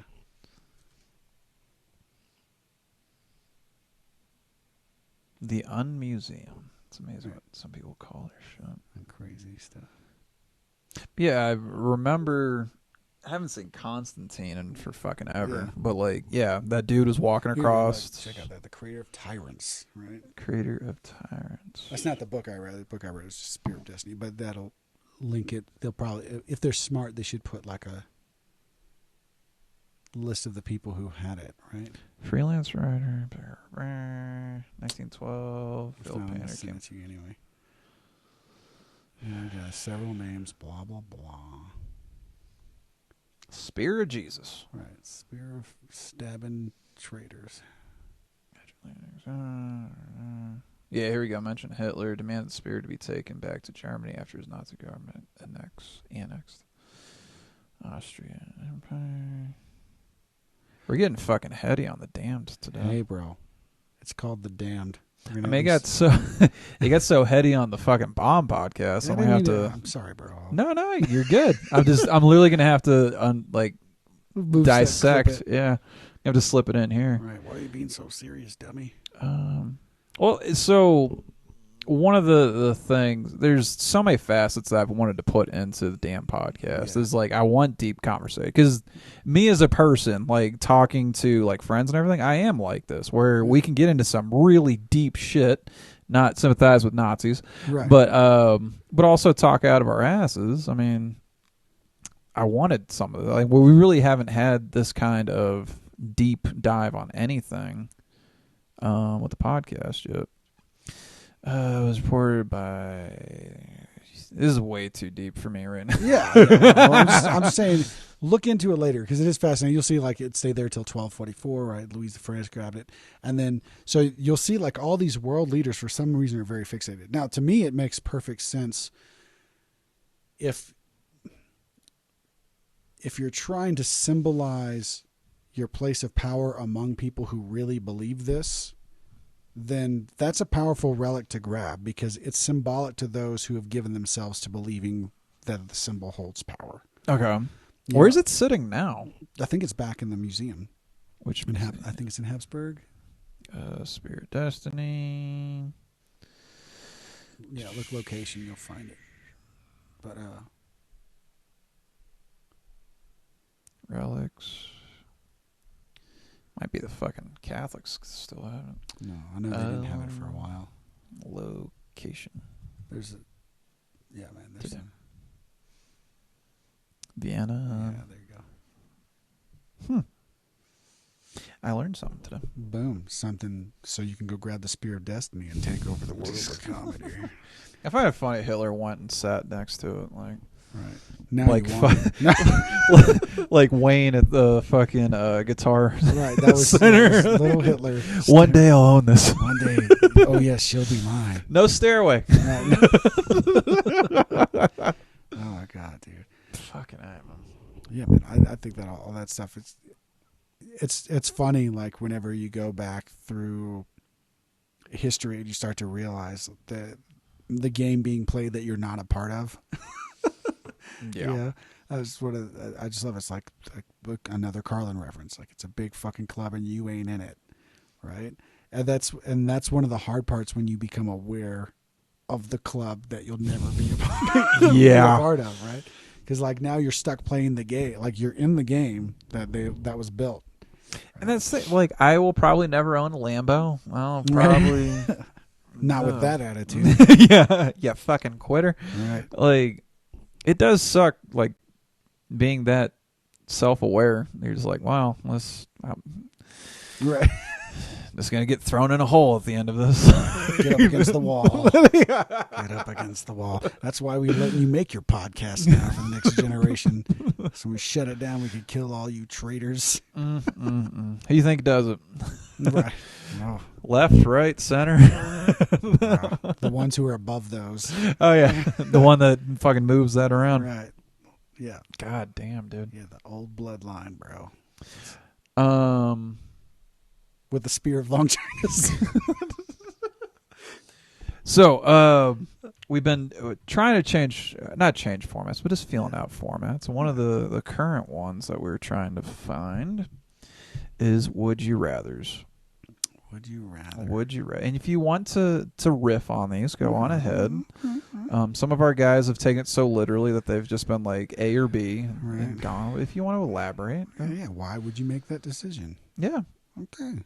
Just do what you want. Right. All right. Would you rather do ecstasy for all family gatherings or watch a drunk Sean Connery get freaky with your mother in front of you? Bro, ecstasy with my family. See, I think that ties into the freaky, though. Isn't ecstasy one of those things that you want to just like rub up on people? Yeah, man. And I'll sneak out to another room at the family gathering and take that. And rub one out on the cousin. What? Yeah, it's Louisiana. One in Rome. Niece is looking hot. No, I'm joking. Gross. No, but the other thing about ecstasy is it opens up it's deceptive intimacy, right? So barriers come down, so people have more intimate, honest conversation. It was created originally to do like therapy, marriage. I think therapy. they're redoing some of those experiments, aren't they? So. Yeah. I will be part of it. I'll be a trial. Yeah, $1,500. I'm your man. Question number 2. Would you rather explain every app on your phone to a 100-year-old lady? Oh, Jesus. Or basically my Fear mother. of old ladies. Or would you rather your mom is flying a drone that follows you everywhere with full video and audio? Well, my mom's dead, so I'll take 2. I'll take the drone everywhere. Yeah. Were you and your mother like open with each other? Oh yeah, like, dude. Yeah. I think I told you that the worst car conversation ever. Oh yeah. What was it? People can have sex. People can have sex without being in love, right? Hey mom, never talk ever again. Right, yeah. It was like she was frustrated at me being a bitch. That's really what it was. She's like, Jesus Christ, kid, just get you some poon and stop whining about it. Oh, that's what it was? She saw the tension in your shoulders? Just like, yeah. Well, laid. Dude, I had I took breakups super hard when I was young, because especially being like the single family household, like I really wanted a family. I didn't have a dad. I really wanted this connection, so I just super bonded. And I was like, we can make it. And it was like, what the fuck are you talking about? And so then I whined. And she got tired of my whinies. Just get out the poison, buddy. Just get out the poison. Sometimes you just need to knock it out. And her big thing was just like, her big thing was like, always be honest with yourself and with the person that you're being involved with. Because they have the right to know whether or not it's just for a need. Yeah. Or if you're actually trying to make a relationship. Because that is the thing. That's the closest you can get to someone physically. Is besides wearing their skin. Right, which tied into the serial killer. With today's cancel culture, I can't just go around wearing skin anymore. Like I can't identify as Ed Gein because I'm the asshole now. Hey Buffalo Bill, what the fuck? Right. We're canceling you. Right. Stop it. Yeah. I'm becoming one with a woman. What's your problem? Numerous women, apparently, right? A lot of them. There's a lampshade named Deborah. What do you want? Jesus Christ. Yeah, we'll go there. Like I said, let's talk about deep shit and then talk out our ass. Let's go. All right. Question number 3. Would you this is a big one. You will spend the rest of eternity on this one. Would you rather watch every video on Pornhub? Yes. I try every day. Or would you rather the Keebler elves have extremely loud orgies in your bedroom walls? Well, bro, I'm obviously porn. I'm going to watch all the porn, and some of it I'll just squint. I'll squint my way through it. Actually, yeah, that is kind of a hard... I mean, yeah, because you say all the porn, and you think all the porn you like. They mean all of it. There's like scats. There's 2 girls, 1 cup. I mean, that's just a good one. No. I'm so glad I've still never seen that. But, you know, I have a feeling that if I had to watch all of it, I would come across a blue waffle, and that would change my life. See, I've always heard the blue waffle joke. Let's look it up. No, I've done that, and it's... Well, so I think I've done it once where I typed in blue waffle, and it took it literally. I might have had like the moderate fucking search on there. Take off that safety engine, bro. If you want to be brave at home, turn off the safety search and look up blue waffle. You thank me later. Yeah. I don't think thank is the Not word. David's mom. You don't look that up. Don't. Everyone but you, please. And we don't know each other yet. I'm just trying to help you. Hey, she's coming over Friday, so. Well, I'm a nice person. So put the safety on. Don't even put it on moderate, just in case. Blue waffle is what? It's like a disease for the vagina, and it. Oi. Yeah, and it's. Looks looks like it sounds and probably tastes worse. Does it have the plaid? Like my friend. Enjoy your evening when I leave. Is all I'm good. I'm gonna be trying to knock out this Pornhub objective. Okay. Yeah. Fucking A, man. But yeah, Pornhub is. I'm on X videos. That's a good one too. Good one. Yeah.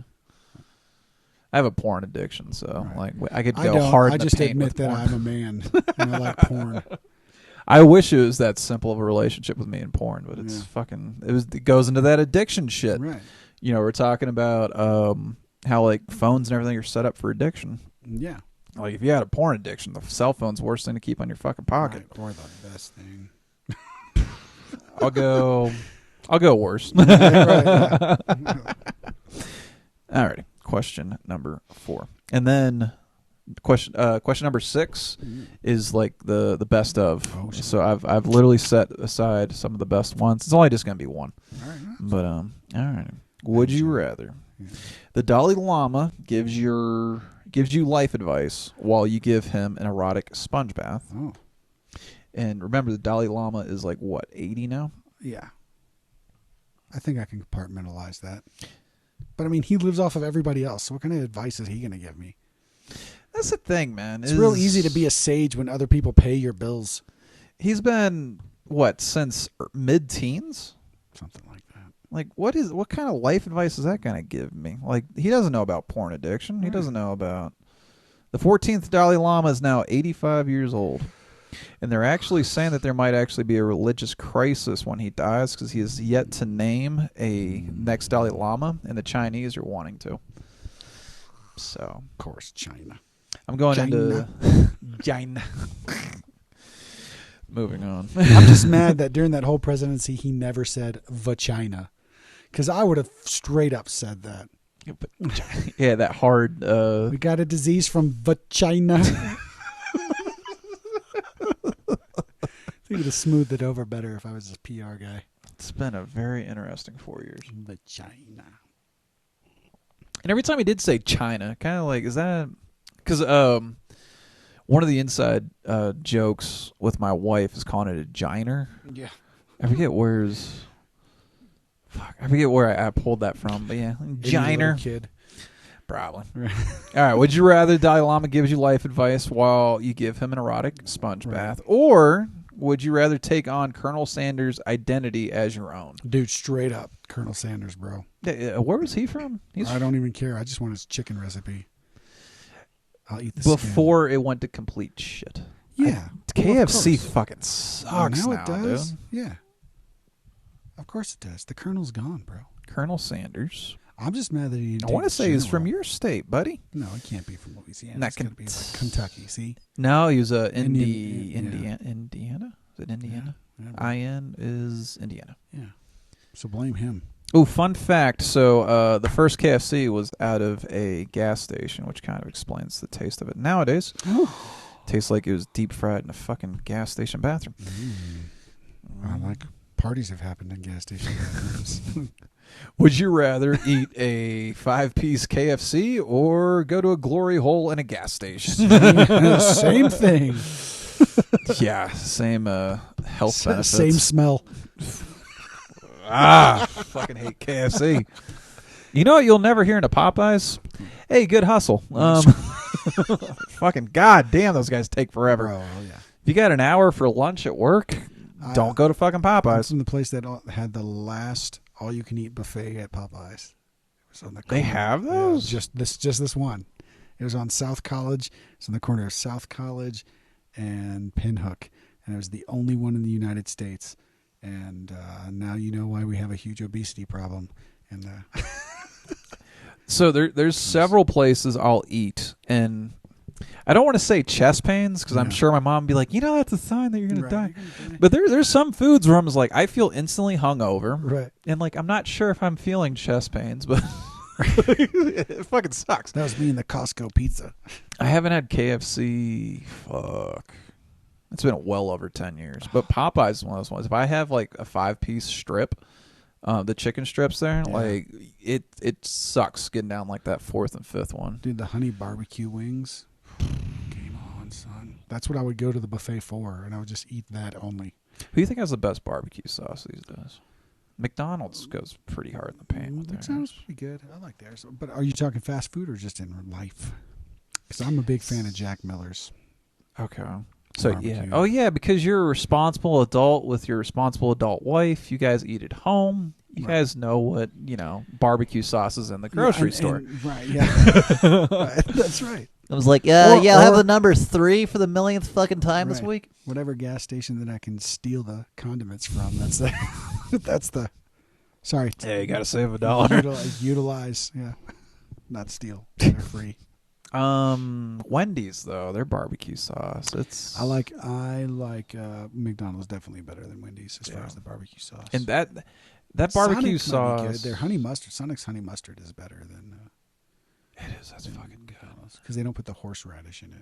You know who I just had recently for the first time in my life, and I will never go. Well, I went back a second time because I had a hamburger there, and I was like, it sucked.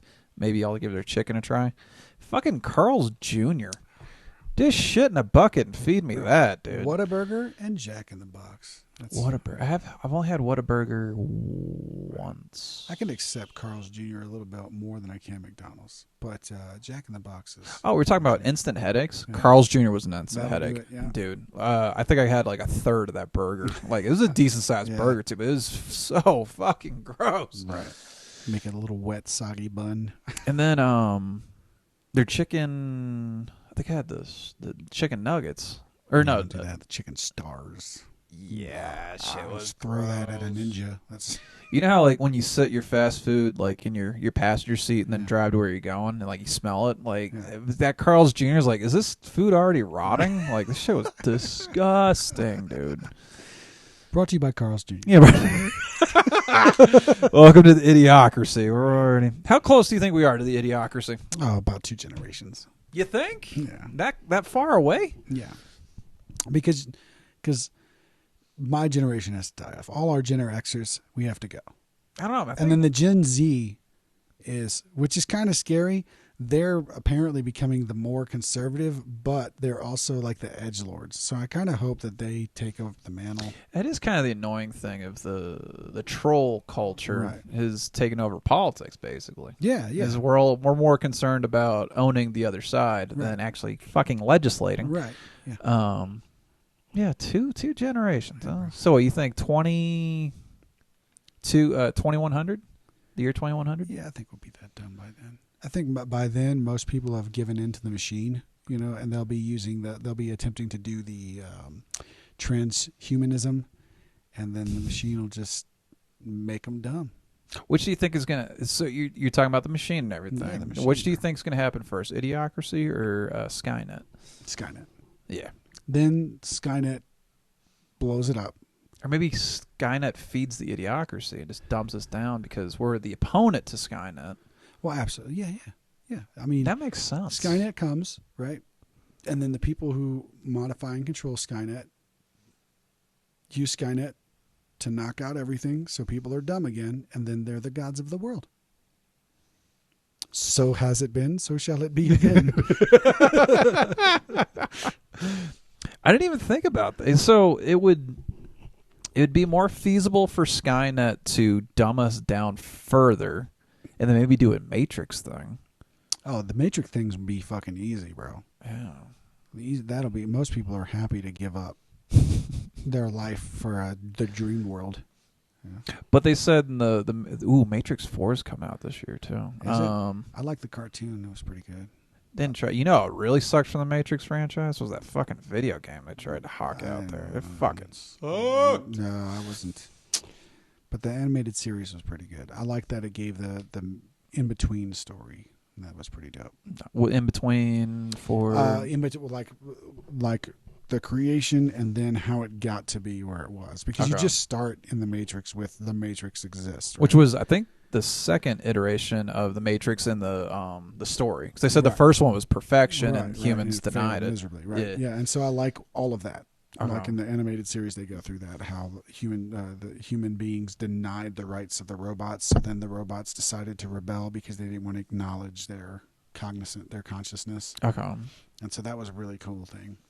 It's such a fucking deep dive intellectually. Yeah, well, that's the fear of AI, which, whether people like or not, is coming. What I love is every time a company says that they're going to let a computer go on Twitter and start to auto-populate stuff, it goes instantly racist. Yeah, bro. Love it. Love it. Because that's the thing that AI can't account for is chaos, right? And trolls. Yeah. It can't account for sarcasm. That's one of my favorite things when they talk about attempting to use AI.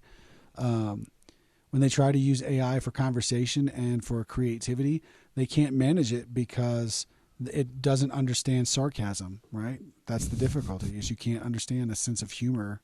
And when someone's goofing off, we're going to see 11. If you're not familiar and you're still listening, it looked like Microsoft. Right. Twitter taught Microsoft's friendly AI chatbot to be a racist asshole in less than a day. Less than a day, bro. So some of these, we're going to build a wall and Mexico is going to pay for that. Really? That was one of the things? Somebody sent the thing, did the Holocaust happen? And the Tate tweet says it was made up. Jesus Christ. Yeah, welcome to the lowest common denominator. Jesus, bro. Race war now. Whoa. Alrighty. Tate Tweets drops a big word, is a house big word.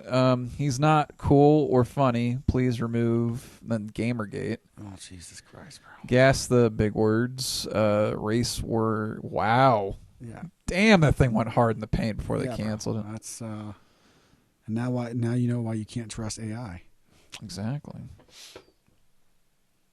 Jesus. Yeah, if you really guys want to do a deep dive on that shit, look. There's the other one where they did the robot, and it said that it was going to end the Earth. I think I remember that one. They show her little face. I was like, oh, shit. What was the, what do you think you should search on? I forgot her name. You should put AI robot wants to kill humanity, you know? To destroy humans. Yeah, there you go. Oh, yeah. That shit's creepy. Yeah, man. This robot says she wants to destroy humans. This is where the uncanny valley really starts to fucking kick in. Yeah. Fucking weird. Did you watch Westworld? Yeah, until they left the West. Yes, thank you. Yeah. My wife was like, well, just change it. Like, she wanted to justify the third season. Like, no. Fuck the third season. That was me and my wife, too. We were just like, no. Nope. It was called Westworld, not New York World. I like the juxtaposition of, like, Red Dead Redemption, essentially, with, like, every so often dropped in some really cool fucking robot shit. Yeah, they could have kept it all there and made it wonderful. But I'm hoping, because one of the storylines kicks them into War World, I think it is, which gets them, or no, because the fucking Japanese thing already ended. Yeah. So if you go back to the original movie, you have Westworld, War World. Season 3. It fucking sucks. Right, that's my whole point. Like I started to watch it and I just lost interest because it was so slow. And then it was a complete change from what I was prepared to going in. So I was like, I'm going to watch something else now. I'm hoping, like I said, I think Westworld, or it was Westworld, War World, and a third one, which goes back into like medieval times. That'd be cool. But that movie was so fucking clunky. It's actually on iTunes. I didn't even know it was a movie. All I knew back in the was, 70s. Oh, okay, that's why. Yeah. But the writing for the show is awesome. It was amazing. Jeez, did you know the guy who played Hannibal Lecter, Anthony Hopkins? Yeah. He had no idea what Westworld was about. Really? He literally just showed up, did That's the awesome. fuck thing, and went home. He nailed it, bro. Yeah. Loved that that show. The first 2 seasons completely worth watching. Yeah. As soon as they left to the modern world, it's like fuck this. Right. But do you think we'll be able to hijack AI like that? Maybe that'll be it. As you go from Westworld to Terminator to the Idiocracy, Right. or the Matrix. I think that might be part of it. I mean, I had this theory long ago, and I still hold on to it because there's some validity to it, even if it ends up being unsound, right? Which is they burnt the libraries of Alexandria twice, right? Which was all of known human information from what we understand, right? It was the largest collection of human information. Mm-hmm. And then the Vatican still has the remaining collections of human information that we're not allowed any access to at all. Yeah. And I was thinking about this once, like I said earlier, is if everything collapses, the Vatican's still going to have lights, right? Imagine how long it would take. Like if there is an actual internet and digital collapse, right? And all these things disappear because it's been 1,000 years. How long is it going to take to rebuild all that with dumb human animals? It's going to take a long... Especially when they're so addicted to their digital worlds. Right. How long does it take to convince... So that has to collapse, right? And then you have to let it pass by and you have to reintroduce these stories of the Eden that existed to get them to hold on to the better.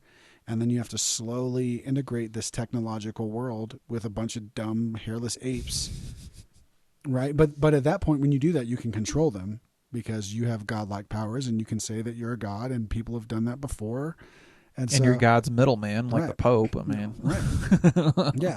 And so I look at things like that and it's like, well, it's not only do I know it's highly plausible, yes, I don't have evidence of what the technology would have been back then, but I know what technology is now.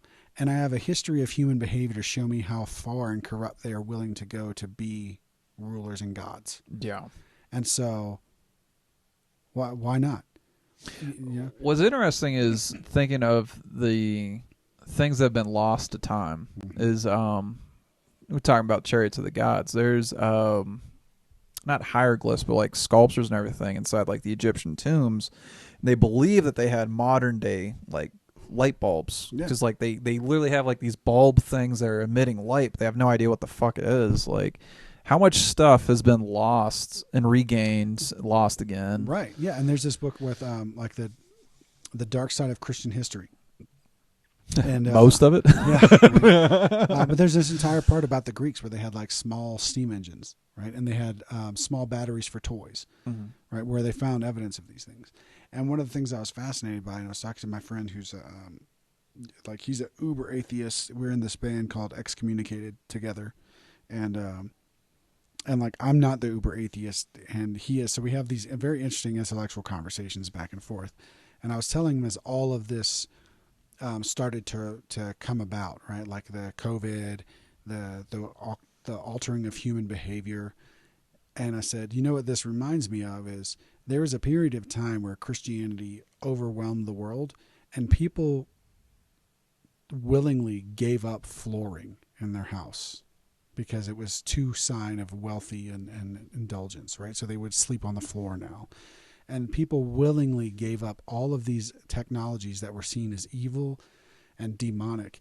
And we're doing the same thing, except now there's not a God to it. It's just a different ideology. But we're trying to give up though we need to return back to the earth. Yeah. We need to return. We need to fix the climate. You know, we need to fix this and that. And we need, and not only do we need to do it, we need you all to give everything up. And not only do you need that, but you want your social acceptance so you'll be a good person too. Yeah. I think one of the, when you're saying that sprung like, thought was, when the Islamic, not the revolution, Like but the like, caliphate. back in the God damn, my brain's fucking crapping out. The medieval times, they got rid of all the advanced mathematics that was in the Arab world and everything. They just ripped through. Is like, and it was in the name of religion. Was, you know, you're straying from God if you're interpreting these things through like science and like all that stuff. That's the crazy thing. It's like what was lost in, you know, the Library of Alexandria. Like what, like all these crazy fucking things. It goes into losing, you know, potential future and everything. Certainly. We're going full circle with a lot of these things. I know. Yeah. Look up pharmakia, right? Look up what that meant in Greek. That's fascinating. Pharmakia. Yeah. Weird. Like pharmacy, right? Right on. Right. And so it's very interesting is like to trace the roots of thinking. You know, like I love hermeneutics for that reason, is because words are symbolic gestures of thought. Like I was trying to explain that to you'll be doing this too, like little kids, right? I'm trying to explain. My daughter's got it. She's a little older, but to my son, like there's different languages, and all of them are meant to communicate something, but they're just representations of the world. They're not the thing, right? So you have to learn to differentiate the fact that yes, it's obvious that this is a mic stand, right? But I'll call it mic stand and you'll call it glip glop. We're still talking about the same thing. That's just the different way of discussing that objective reality. And it doesn't mean that it's a right or wrong one. It's just like, how do you communicate that across to where we both understand it? How the hell did you get that deep in the weeds with your kid? That's what I do, bro. I get into it. Like my kids aren't allowed to, well, my daughter's now old enough where she can start learning about religion. And a lot of people were asking me, well, why didn't you let her do it when I was younger? And I was like, well, because Jesus and philosophy are just as meaningful to her as Mickey Mouse and Bugs Bunny, right? But the difference is that entire nations aren't built around Bugs Bunny. Not yet. Right. Mickey Mouse is coming. Mickey Mouse. Well, there's a small empire, right? But there's no laws, right? And that's what I was trying to, and I was explaining that to my in-laws. It's like, I want them to, yeah, sure, there's always something that to be mocked in everything. But you need to at least have an understanding of what you're pointing out the absurd in. And you also need to have a certain respect for the amount, for the longevity of any of these religions that have lasted this long, right? And if you have an issue with them, you have to be able to discuss them in the terms with those people. And so I want my daughter and my son to be able to do that. And here's a deep one for you, right? When I was trying to get my daughter to learn to read, I told her all the time, I was like, you as a woman were not allowed to be educated until about 150 years ago. And then depending on your country. Right. Because now in some places you're still, like she knows, in some places you're not. Yeah. But I told her, I was like, that's the one thing they can't take from you. And I don't know. It's like, as your father and a student of history, I can't promise you that won't happen again. How close are we to the Handmaid's right, Tale? Right. But I can't promise you they can't stop you. They can't take away what you already know. Yeah. And so after that, like she started really practicing reading, you know. And that's fucking nuts, like, dude. Yeah. How old is she? She's 9 now. Going hard in the paint with the disparity. Child soldiers know that there's a world out there. True. Yeah, like we talk about it all the time. I want my kids to have an actual understanding of reality. You know, for all its all its darkness and its beauty, the only way they can make it to the beautiful is through the dark. That's one of the weird things. Like trying to think ahead on my 2-month-old is we're talking about the news and everything. Is there's gonna be times where it's like you don't quite understand the horrific event. Right. How far into the weeds do we go? Yeah. Well, I went with the if you're old enough to ask, you're old enough to be told. Yeah. And sometimes that's backfired. Like I remember when the shooting happened in Florida, I think it was like, and The Pulse or the school shooting. And the fuck was the name of that shit? I remember the guy's name. Unfortunately, that's how it works, right? Is what was his name? Who the David Hogg, who became the center of attention for the anti-gun movement thing. But I forgot the name of the school. Yeah, activist. I forgot the name of the school because he's overshined that, right? Douglas, right? Stoneman Douglas. Yep. Right. So it was funny because it's just the way that children reason so easily. Like I was driving her home from her taekwondo lesson, and it was on. She was like 5 years old at the time, and she heard it, and I just turned it off. Right, because it's stuff she's above her pay grade, right? Yeah. School shootings, but not she was really like, for a 5-year-old. Yeah, she was like, "Well, what's going on?" And I said, "Well, someone went into a school and shot a bunch of kids." And her response was, "Well, why didn't they shoot them?" I don't know. Ask the cop that. And I said, "Well, they don't have a gun." And she was like, "Why don't they have a gun?" And I explained to them that it's against the law for them to have guns on campus. And she's like, "That's a stupid law. If I bring my gun to school and the police try to stop me, I'll tell them they're silly." And I was like, "Well, that won't work." But I can appreciate that. And statistically speaking, you're not going to be the one. Right. Well, where are the girls active shooters, man? You the one. Has there been a girl active shooter? Girls do, what's it called? They internalize and stuff. No, but besides that, actually, what they did is when they took the study, and you can find it, it's social retribution, I think is what the term. It's a different way of violence. So what happened is like the male's violence is very much in your face. Oh, reputational violence. Okay. That's what it's called, right? So a man, like if you and I typically, not all, right? So, we don't want to assume any genders around here. Right. But they're all the same, by the way. There's no difference, and we're all the same. So anyway, if our non-existent gender and sex try to get in an argument with one another, we'll fight. Yeah. We'll fist fight it out. We'll get through it, right? But females tend to do what's called reputational violence. So they will contact other people to ostracise you. Oy. Right? And they do. Like when you stop and think about it, I guarantee you probably know several where you're like, "Oh yeah. Oh yeah. Oh yeah." Right? And but my wife's a hairstylist. I definitely know about that shit. Right. So the funny thing is when they took into account of that, right, that there was a form of, while it wasn't a form of physical violence, it was a form of retribution and damage done. When they took into account, it turned out that they were actually roughly just about as hateful and mean to one another. Fuck. Same thing happened in California where they did spousal abuse. Right, so they actually changed it because the law used to be that when you showed up and the man you can look this up too. If it used to be the man would get arrested, period. So, which was a good thing. The feminists stood up and said that's sexist. You can't do that. Right? Okay. So So they changed it. So now the cops started to arrest the responsible party, the one who threw the first blows. Okay. Well, then the amount of domestic violence evened out by like 0.3%. So it turned out, so the arrests for women skyrocketed. And then the same feminists that argued that they needed to arrest everyone came out and said, "No, you're arresting." This is real. So God, look it up. But and so the program only went for like a year or two. Okay. And so what they discovered was all these different forms of violence, and that there is a stereotype, right, in domestic abuse of the behavior. And most of it is because of the fact that male domestic abuse behavior and violence tends to be much more damaging. You know, yeah. When a guy who's 180 pounds hits a woman who's 112 pounds, it looks a lot different than the 112-pound woman hitting the 180-pound man. Not assuming their gender, and all men and women are equal.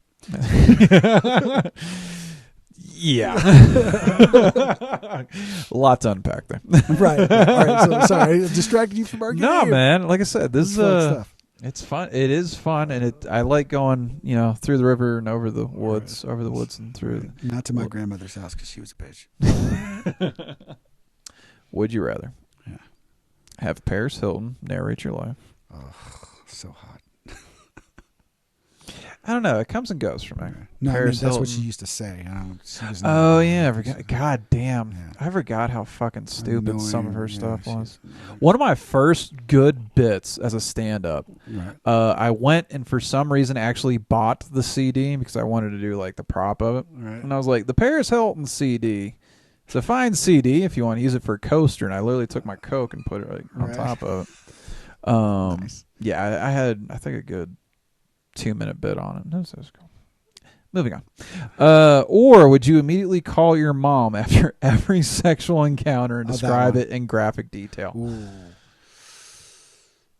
Yeah, I'm probably never doing graphic. Well, no, I'd like to hear Paris talking about me banging other chicks, so that's fine. I don't know. The vocal fry though. Right. I Yeah, I'm fucking- not saying I would enjoy either. Oh of my them. god, that's so hot. But Or it is would that be the Kardashians? I It'd don't be know. the graphic detail with my mom continuously because I like sex a lot. So And to explain it to your mother though. every time that'd be like a phone call every day, maybe every other day. Is it enthusiastic? It's Right, like, that's the hey question. mom, I Right. fucking smashed the wife, or is it like, fuck, all right, I got to call you Right. because I did a would you rather. Right. So, So do I have to go with like? So it started with. yeah. All right, mom. So I'm setting the tone. Right, I'm gonna set the tone for you. No candles today. Kids were in school. Now, are Just took you? a shower. So I I was had gonna to- get dirty. I had to freshen up. You know, I don't Right. want the wife going below the belt with Right. funky. Right, with the Fermunda cheese happening there. Right. Don't want you to have to suffer through that stage cock. That's what I call it. That swamp ass was serious. So I had to go Right. home and. Right. If you want any tickle, you got to clean the pickle. And so we're talking. I don't know if it was on this podcast or the last podcast. We're talking about how my mom was very. She uses the medical terms for everything. Yeah. With that phone call after every sexual experience, do you use your own? Because like for me, it's I was smashing it. Right, Was like, oh, we had sexual intercourse where the penis went inside the vagina. right, yeah. Do you It have to already makes describe me it to cringe her- saying right, that Do you have to shit. describe it to her in terms? So I made love to my wife using my penis. Right. It'd be so fun. Do you I have would to get take the Paris scientific with Hilton. all the words? Like, do you have to be like, I took my phalange and inserted it into the vagina? Phalange. Right. I had no idea what the fuck that. Yeah. Phalange. Really? That's. Oh, phalange. Right, See. you're phalange, bro. You gotta Dude, use- you're a little too like educated for me. only in things that are irrelevant to life. Yeah. Nothing that'll meaningful will help me pay my rent. Do you mix it up? I phalange blasted her? Right. Like, do you still use it? Right, that'd be the best part. A phalange blasted my wife. And here's the thing: does your mom enjoy the? Or is like fucking Right, is she waiting for that call? let that go to voicemail? Right. Right, like, oh, that's another way. Can you leave it on voicemail? Right? Yeah, along with your fucking suicide note, knowing Right. you had to fucking. Oh my god! Every day, bro. Actually, force you into celibacy, wouldn't it? Right. Really, or he's like, "Mom, just shut up. Just don't." Right. Don't say respond. anything. Yeah. If you breathe heavy, this is over. or is she enthusiastic? Like, oh, I is that the trick I told you? Because the question is like you don't want her to be quiet the whole time because then you're like, are you phalange blasting your own vagina at this point? Like I need to know where we're going with this, Mom. Phalange blasting's now going to be part of the. That's your shirt. Holy shit! All right, that one's definitely going into the best of. Immediately call your mom. That Then you was gotta- fucking funny. Right? Then your shirt has to have this. Yeah, phalange blast. And there's just like a clam on the ground or something. I don't It has a phone next to Right. it. Maybe an "I love mom" Right. tattoo next to it, so you get the whole concept of phalange blast. Right on the inner labia. Right. I heart mom. Finger blast forever. Right. Carved in a tree. Oh, sorry. Phalange blast. Gotta fix it. Phalange blast. I think that would ruin most Thanksgivings, though. Is, your mom, like, you walk in the front door, she's like, "Fuck, Right. I know Guess what we everything about did, this Mom." kid." Phalange. Sounds like a drink at Sonic. It's another taste of Mountain Dew. Right. The Phalange Blast. Only at Taco Hell. Right. Fucking shit. That's the best I've laughed in a while, man. Hey, man. See, I mean, Kitty's coming down here to be like, hey, what the hell are you guys laughing at? Phalange Blast and Kitty Cat. Phalange Blast. Don't worry, I'll call you about it later. And then, is she quick to get off the phone? Like, all right, can we fucking wrap up Right, this? wrap it up, dude. I don't need every... Don't need every gory detail. Alrighty, so this is the best of. We just put in the Phalange Blast card there. That was so fucking funny. Alrighty, so would you rather become and remain celibate after that fucking story? Yes. Or would you rather your roommates host nightly orgies in your studio apartment? Oh, bro. Nightly orgies. Yeah. Yeah. Yeah. I'm jumping in. I'm Phalange blasting the fuck out of motherfuckers. Rent's due. Right. Coming in with a cowboy hat. The smell, though, would get me. Because, like, orgies implies there's a lot of people there. And, like... I mean, he better follow city guidelines. The hygiene standards would vary wildly. Yeah. You know? For sure. Have you ever been a part of an orgy? No. No. No, unfortunately, and those times have passed. Maybe. I don't know. Maybe I could talk her into it. No. I don't know. I'm in my mid-30s, but even then, I'm like, I don't want to deal with that complicated of a sex life. Yeah, it's a lot to go through. Yeah. Like, I've never understood, like, the people that are all swingers and stuff. Like, I have some friends that were swingers, and, of course, it ruined their relationship when they started to hang out outside of it. And I was like, you never hang out with the people you're fucking outside of your marriage, dummy. Yeah. You're supposed to do your business, leave, and get your keys back. Dude, my ex-wife had a friend, was in a really shitty relationship. Right. The husband tried to spice things up and goes and wife swaps. Right. Within days, he's calling her a whore, his own wife a whore, and all that stuff. They eventually get a divorce, and my ex-wife's friend ended up marrying the swapped husband. Of course. It's like it's not like these stories haven't been written. Yeah, but I was just like, yeah, maybe fuck, you're the man. one who breaks the mold. I don't know. Like, I think that like Americans' view on sexuality is really puritanical in its roots. Absolutely. Right, but that doesn't mean that there's nothing to it in certain circumstances, right? Like, I believe, and that's the weird part, is like somebody, it was a personality psychologist, had made a very good point. He said, the funniest thing about human sexuality in today's age is that they're willing to do things to one another that they won't even ask to do to one another, you know? So, like, they're uncomfortable talking about whether or not they want to perform this particular sexual act on someone, but they'll try it with them. Right, but they're too nervous to talk about it ahead of time. Okay. You know what I mean? And it's like, well, why is that? And that's the whole thing. It's like, you know, I think most people, if they can, everyone has their own sexual appetites, and that's fine. And you, especially if it's going to be your spouse, you should probably have that conversation before you decide that you're going to be with Nobody this want person to catch forever. that finger to the asshole. I mean, like, hey. Phalange blasting ass, bro. Keep calling back, man. Right. Phalange block. Right, straight to the ass. Right? But, you know, I that wouldn't be my thing. I don't think I could do the swinger thing. You know, I did have this bit about how, like, in fact, I did it the other night. I gotta rework on it. But basically, it was the idea that, you know, for dudes, you have your nice vows for the family, and then behind the scenes, you have to have the vows of, like, look, I'm only getting older. And there's going to be a time where you're not going to want to do this anymore. So, you know, if you're unwilling to do this, then you have to pay for the hooker. Because I'm not going to spend 90 minutes in a bar lying to be interested to some random chick who's not going to fucking... That's the thing, man, is the energy to either commit adultery or start... I told my wife, I'm like, you're my forever wife because I don't have the fucking energy to try this a fourth fucking time. Right, yeah. Between my baby mama, my ex-wife, and her, like, this is it. Bro. I can't fucking do this anymore. Yeah.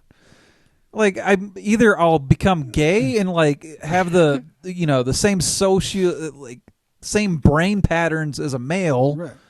or I'm just gonna pay for sex. Like I can't Just fucking do this again. Yeah, just buy it. Emotionality is different, and I think most people probably feel that way, but they don't want to say it honestly.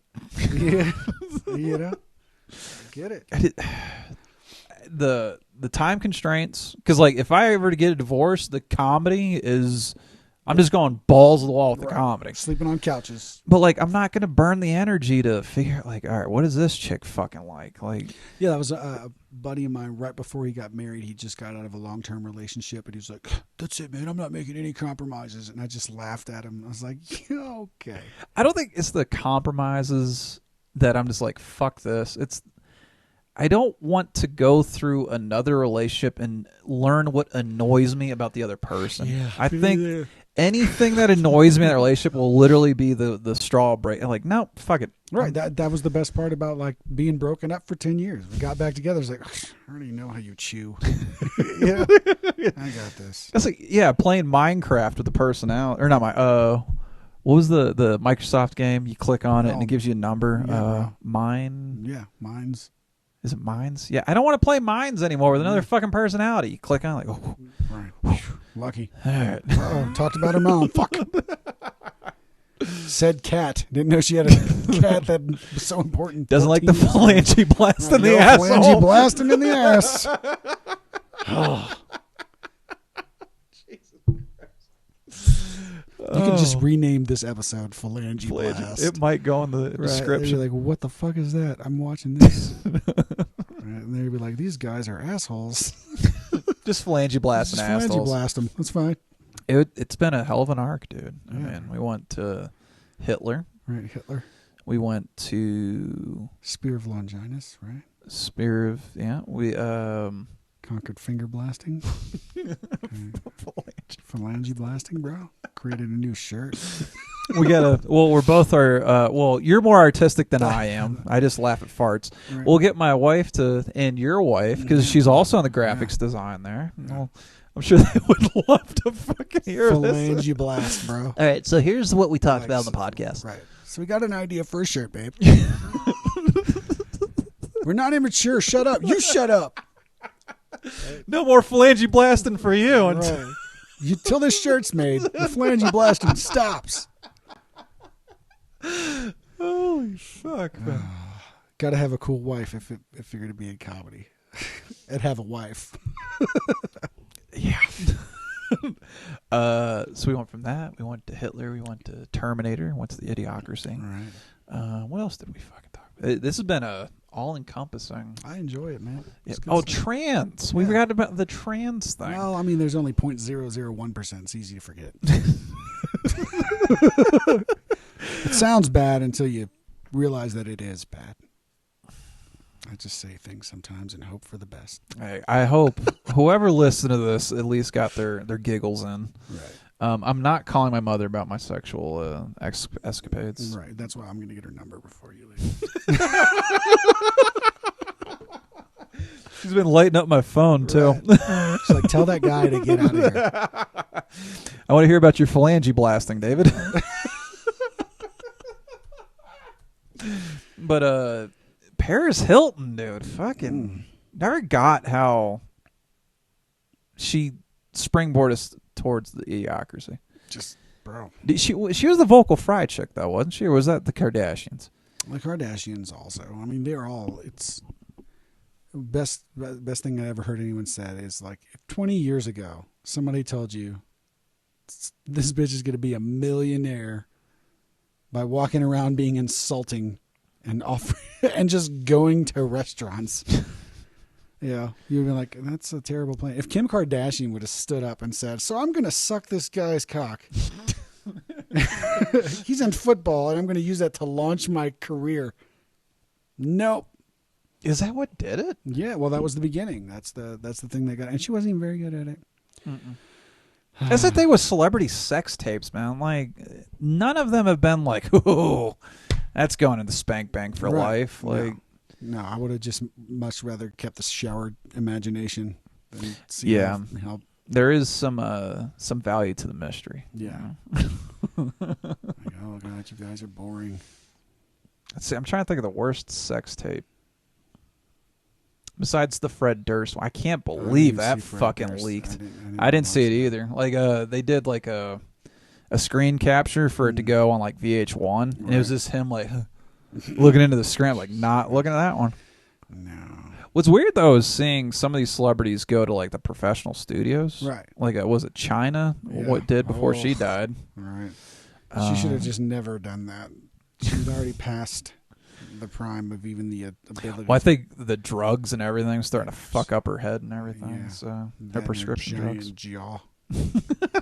Well, they shaved it down before she left the I know. WWE there, Yeah, and yeah. it still is kind of strong there. Still look like a dude. You know, fuck, we'll turn this into the porn podcast because it's already my addiction. The Boy Meets World chick. Oh yeah, Topanga, bro. She's hot. I wish. No, Boy Meets World porn star. Oh, so not Topanga. Matlin Ward. Oh. Woo! Let me see. I want to see what she looks like. We might have to edit this. Show me her in porn. Her? Is that the mom? Oh, she's hot. Dude, she's hot as shit.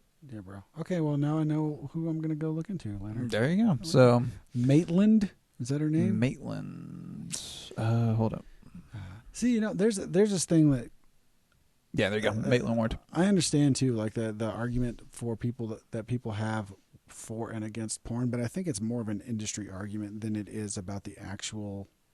Well, the thing with like OnlyFans and Pornhub and everything now is you can make your own content and not get fucking ragdolled by the fucking rapist. Right. Yeah. Well, and that's the thing too. It's like I think most of the issues people had was because at the time it was like the dirty, sleazy lack of, and that does mean it doesn't exist now, but there's much less of that than there was earlier. And so like my whole argument was consenting adults, like legitimately consenting, not like, I'll give you a gram of Coke. yeah, you only get your heroin if you suck off Todd. Scream out, dear stepbrother. Well, that's the thing too, man. What the fuck is with this incest porn movement? Bro, the only way I can get through it is knowing that they're not brother and sister. But anytime, like, it's got to be silent. Because if I hear, oh, stepbrother, first of all, say the motherfucker's name. Because nobody says, hey, stepsister. Bro. Yeah. Hey, stepsister, would you like to go out for a drink? Sure, stepbrother. No. Well, if you notice, at the beginning of like the incest movement and stuff, they were calling each other bro and sis and all that stuff. But then, like legally, they had like maybe we need to put a step bro in there. Right, yeah. Like, Yeah, they had to because it's. Then they got the legal disclaimer now, like Right. this is a reenact or an exaggeration. Neither of these people are related. Like, Right, yeah, they're not royalty. yeah. But yeah, dude, fucking. I didn't even think about that. Like, what we're doing now in podcasting and YouTube with like stand up and everything, the fucking porn industry's been doing for a while. The porn industry led the way in almost all media. Yep. Changes. You wouldn't have VHS, you wouldn't have DVD, and you wouldn't have Blu-ray without the porn industry. Like, yeah, they're the underpinning, which is weird because it's literally the foundation of human life. There's this one guy who was awesome. I was watching this. There's this Jewish dude, and he was talking about. He was like a rabbi, and he was talking about how the reason that they have modesty as one of their core values is not because there's anything wrong with sexuality. It's because the most attractive breasts are the ones that you don't see. And I was like, that's so brilliant, because he was talking about how the novelty wears off, right? Like if you see it all the time, it's not as sensual, and you're wanting to encourage intimacy and sexual behavior. So modesty that ties into that dopamine too. Right. And the modesty allows for that. Yeah. And I mean, that's kind of true. I mean, we are seeing what's happening with people irresponsibly utilizing porn, where they're thinking like, oh, well, I mean, I know your name, so it's anal time. Like, holy shit! Boy, Evel Knievel couldn't make that jump. Right. Not even third date. What's going on? Third date's fisting, right? Right. Finger blasting is date 2. Phalange blasting. Phalange blast date 2, bro. Look, that's gonna be. Look, we're gonna. We're gonna start our own new sub channel on Pornhub called Phalange Blasting. Where it's just calling up your mom. We're just calling up your mom, and there's no nudity. It's just us telling disgusting stories to elderly women. Right. With sound effects. I'm just gonna punch mayonnaise while you tell the story. I had a friend, I think it was Larry. Yeah, Larry. He used to be able to grab his cheek and he used to be a murderer with that too, man. Like, smack it down, bro. Oi. I was on Instagram. I forget when this was. Clicked on somebody's OnlyFans and like. Apparently, OnlyFans at one point was not strictly porn. Yeah. It was just like, oh, hey, like artist, almost like Patreon. Right. Whereas, like, hey, buy into this. Into me, and then everybody was like, I could get naked and do that. Dude, it would be so awesome to be a woman in her early 20s in 2021. I get so mad at women that don't take ownership of the amazing abilities that they have right now. When, especially to absolutely control, like that's one of the things we're talking about because our kids get to that age is like the ability to control your breeding. You know, like for real, like people think that's a small thing, but it's the first time in recent history where you literally have absolute control over who you choose to breed with. Yeah. You know, you can't be sold, you can't be coerced, illegally. Can't be traded for livestock. Right. And so, you're not chattel. So the power in that, and you take that power, which is the ability to continue human life, and the fact that men are dumb enough to do almost anything to do that. And the thing is, you don't even have to compromise your morals to be a successful sex industry person. Yeah. You can literally take pictures of your feet or your hands. Right. And somebody's going to pay good money to crank one out to your fucking shit. Like, yeah, I mean, I talked to a friend of mine who was debating on whether or not she should start stripping, right? And she was hard up for money, and she had abuse in her history. And I just said to her, like, you need to really consider it because there is a propensity for you to go a very negative way. And I said, but if you're trying to take control of your body and your sexuality, what better place is there to do it than in a place where you get to do what you want? And if someone tries to touch you, they'll get their ass whipped. And then you're getting paid for it. As long as you're not in some seedy fucking, trailer that's my shithole. My rule for all my friends getting into stripping is no cocaine and stay out of porn. Oh, so no fun. Right. Not if you want to actually save money. I mean, if you want to do those things and you're a grown-ass person, ruin your life. That's your business. But you asked me for help. So I'm just going to tell you what I noticed. I'm so jealous. I mean, like, the thing is, too, you only have to show your own body. If you wanted to, you can literally sell your own dirty laundry. Yeah. I would sell stained underwear to fucking offshoremen. That's... $300. It's not even offshore. Like teenagers are buying that shit now. Well, like, of course, but I want high dollar. These are my stains from all that phalange blasting. Callback is fucking gold. Good stuff, bro. Oh my god. What time you gotta get home, man? It's 9:30. It's late, bro. I don't know. Let me see what's up here. Look at us going through our phone. Fucking dopamine. Let's see here. Yeah, I don't know. I mean, got some editing. We can go for a little longer if you want to. If you're enjoying the conversation, dude, this is funny as fuck. Good. That's good. Man. I like to hear that. Well, and what we've been doing is like kind of the full ride that I've been wanting to do, where we talk out of our ass, because it's so loose from the phalange blasting, right? And bro, hopefully you can get 3 to 4 phalanges in there. Get up to them metacarpals. Come on, bro. What's the wrist here? That's your carpals and metacarpals, bro. Right that's varsity right there, buddy. But yeah, talking about that, getting into the deeper, like, that's the full ride I've been wanting to do with this thing, and cool. This is the closest we've been so far. Well, good, man. Exploring the world as crazy incompetent people in America is wonderful. Yeah. There we go.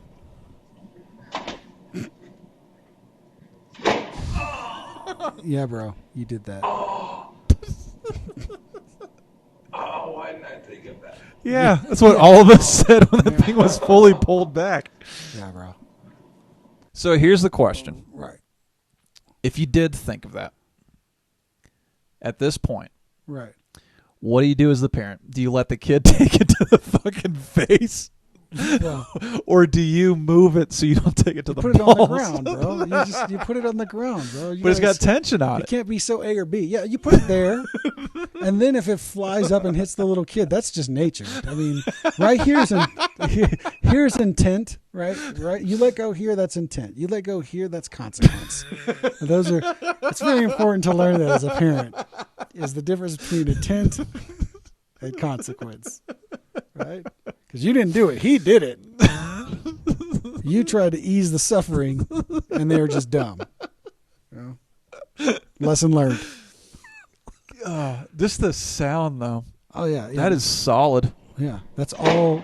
Right. That's all twig and berries, bro. Well, at least his voice stayed low. I could be like, ha! Yeah. Sounds great. Oh, yeah. You said you're looking. Well, no, you get your own musical thing going on. But if you want a singer. Yeah.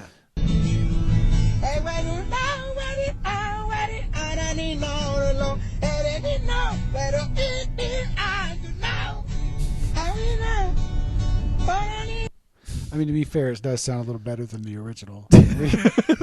Yeah. What was that? And I cry sometimes with 4 non-blondes. 4 non-blondes. When I'm lying in bed, just I'll get it all out. And she ended up writing for Christina Aguilera. That and Shania Twain. Oh, yeah. I think she actually got a Grammy out of that one. Yeah. Yeah. But, fucking Ferret and I figured that one out. Let's see here. Oh, well, okay, so if you're looking for the singer, right. I also have a percussionist for you. There is a bit of a language barrier between the musician and the percussionist. Music is its own language. Exactly. So these guys are universal.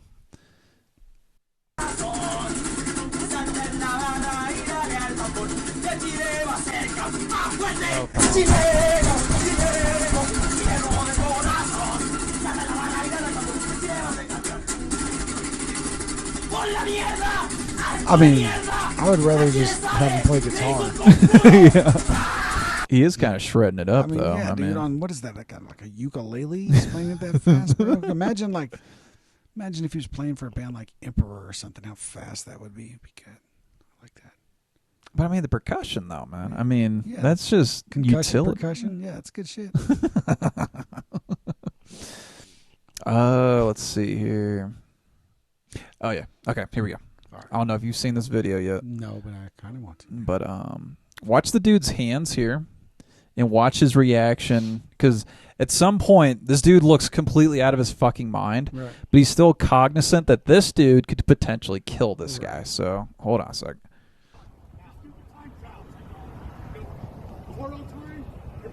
Transceiver, your portal time watches. I can fight what I can't see. I can't fight what I can't see.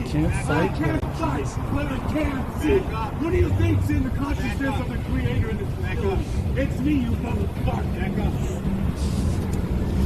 Notice when he pulls his phone out, that guy's like, "Oh, fuck that! That could be a gun." Yeah. But it gets so much better. Somebody walks in front of a What car. the fuck? That'd be fucking awesome.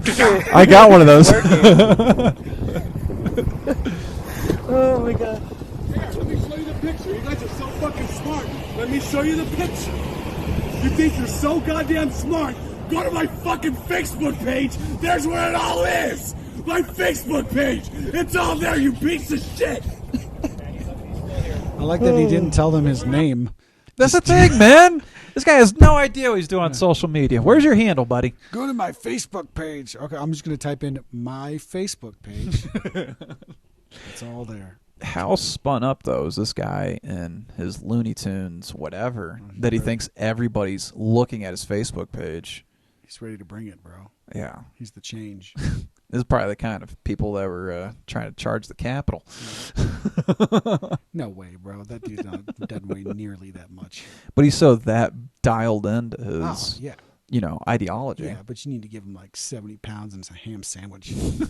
Yeah, that dude is kind of small. You were talking about vehicles. God. I was firing off fireworks for New Year's, and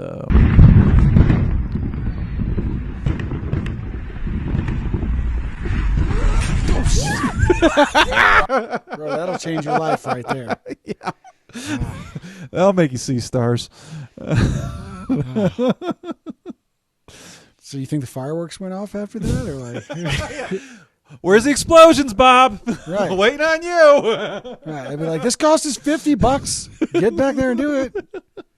Like, we'll wait till the ambulance gets here. Just don't move your head. So lay you down, facing up. Alrighty, I'm gonna wrap this up because I gotta piss like a racehorse again. Yeah, and I'm gonna have to get back and look up Matlin Ward.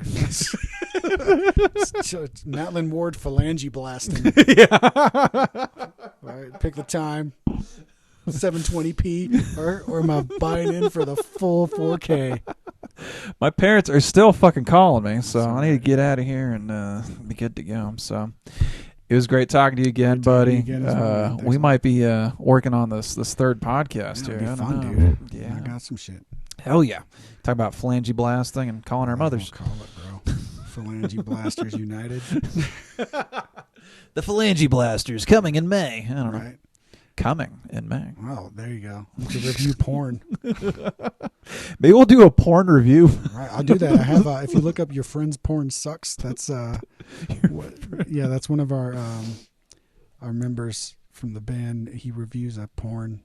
It's only horror porn right now, so it's hilarious. It's fucking so dumb. It's good stuff. So I'll put that on you guys and Right. check that out. Yeah, So. Friends porn sucks. Jason and the Krugers. There you go. Contact us, Maitland. We'll see what we can do for you. Well, she's making millions of dollars, so Right, she's one but of those now she can make high-ends. $1,000,025. Boy, you're raising the stakes here, huh? Oh, yeah. Portion of the publishing is just from YouTube plays. Just think about it, Maitland. 1,000th of a penny per play. Some of it could be yours. This empire of dirt. Right. Nailed it. Alrighty, y'all. Have fun. We'll see you next week. Have a good one. Thanks, man. Bye.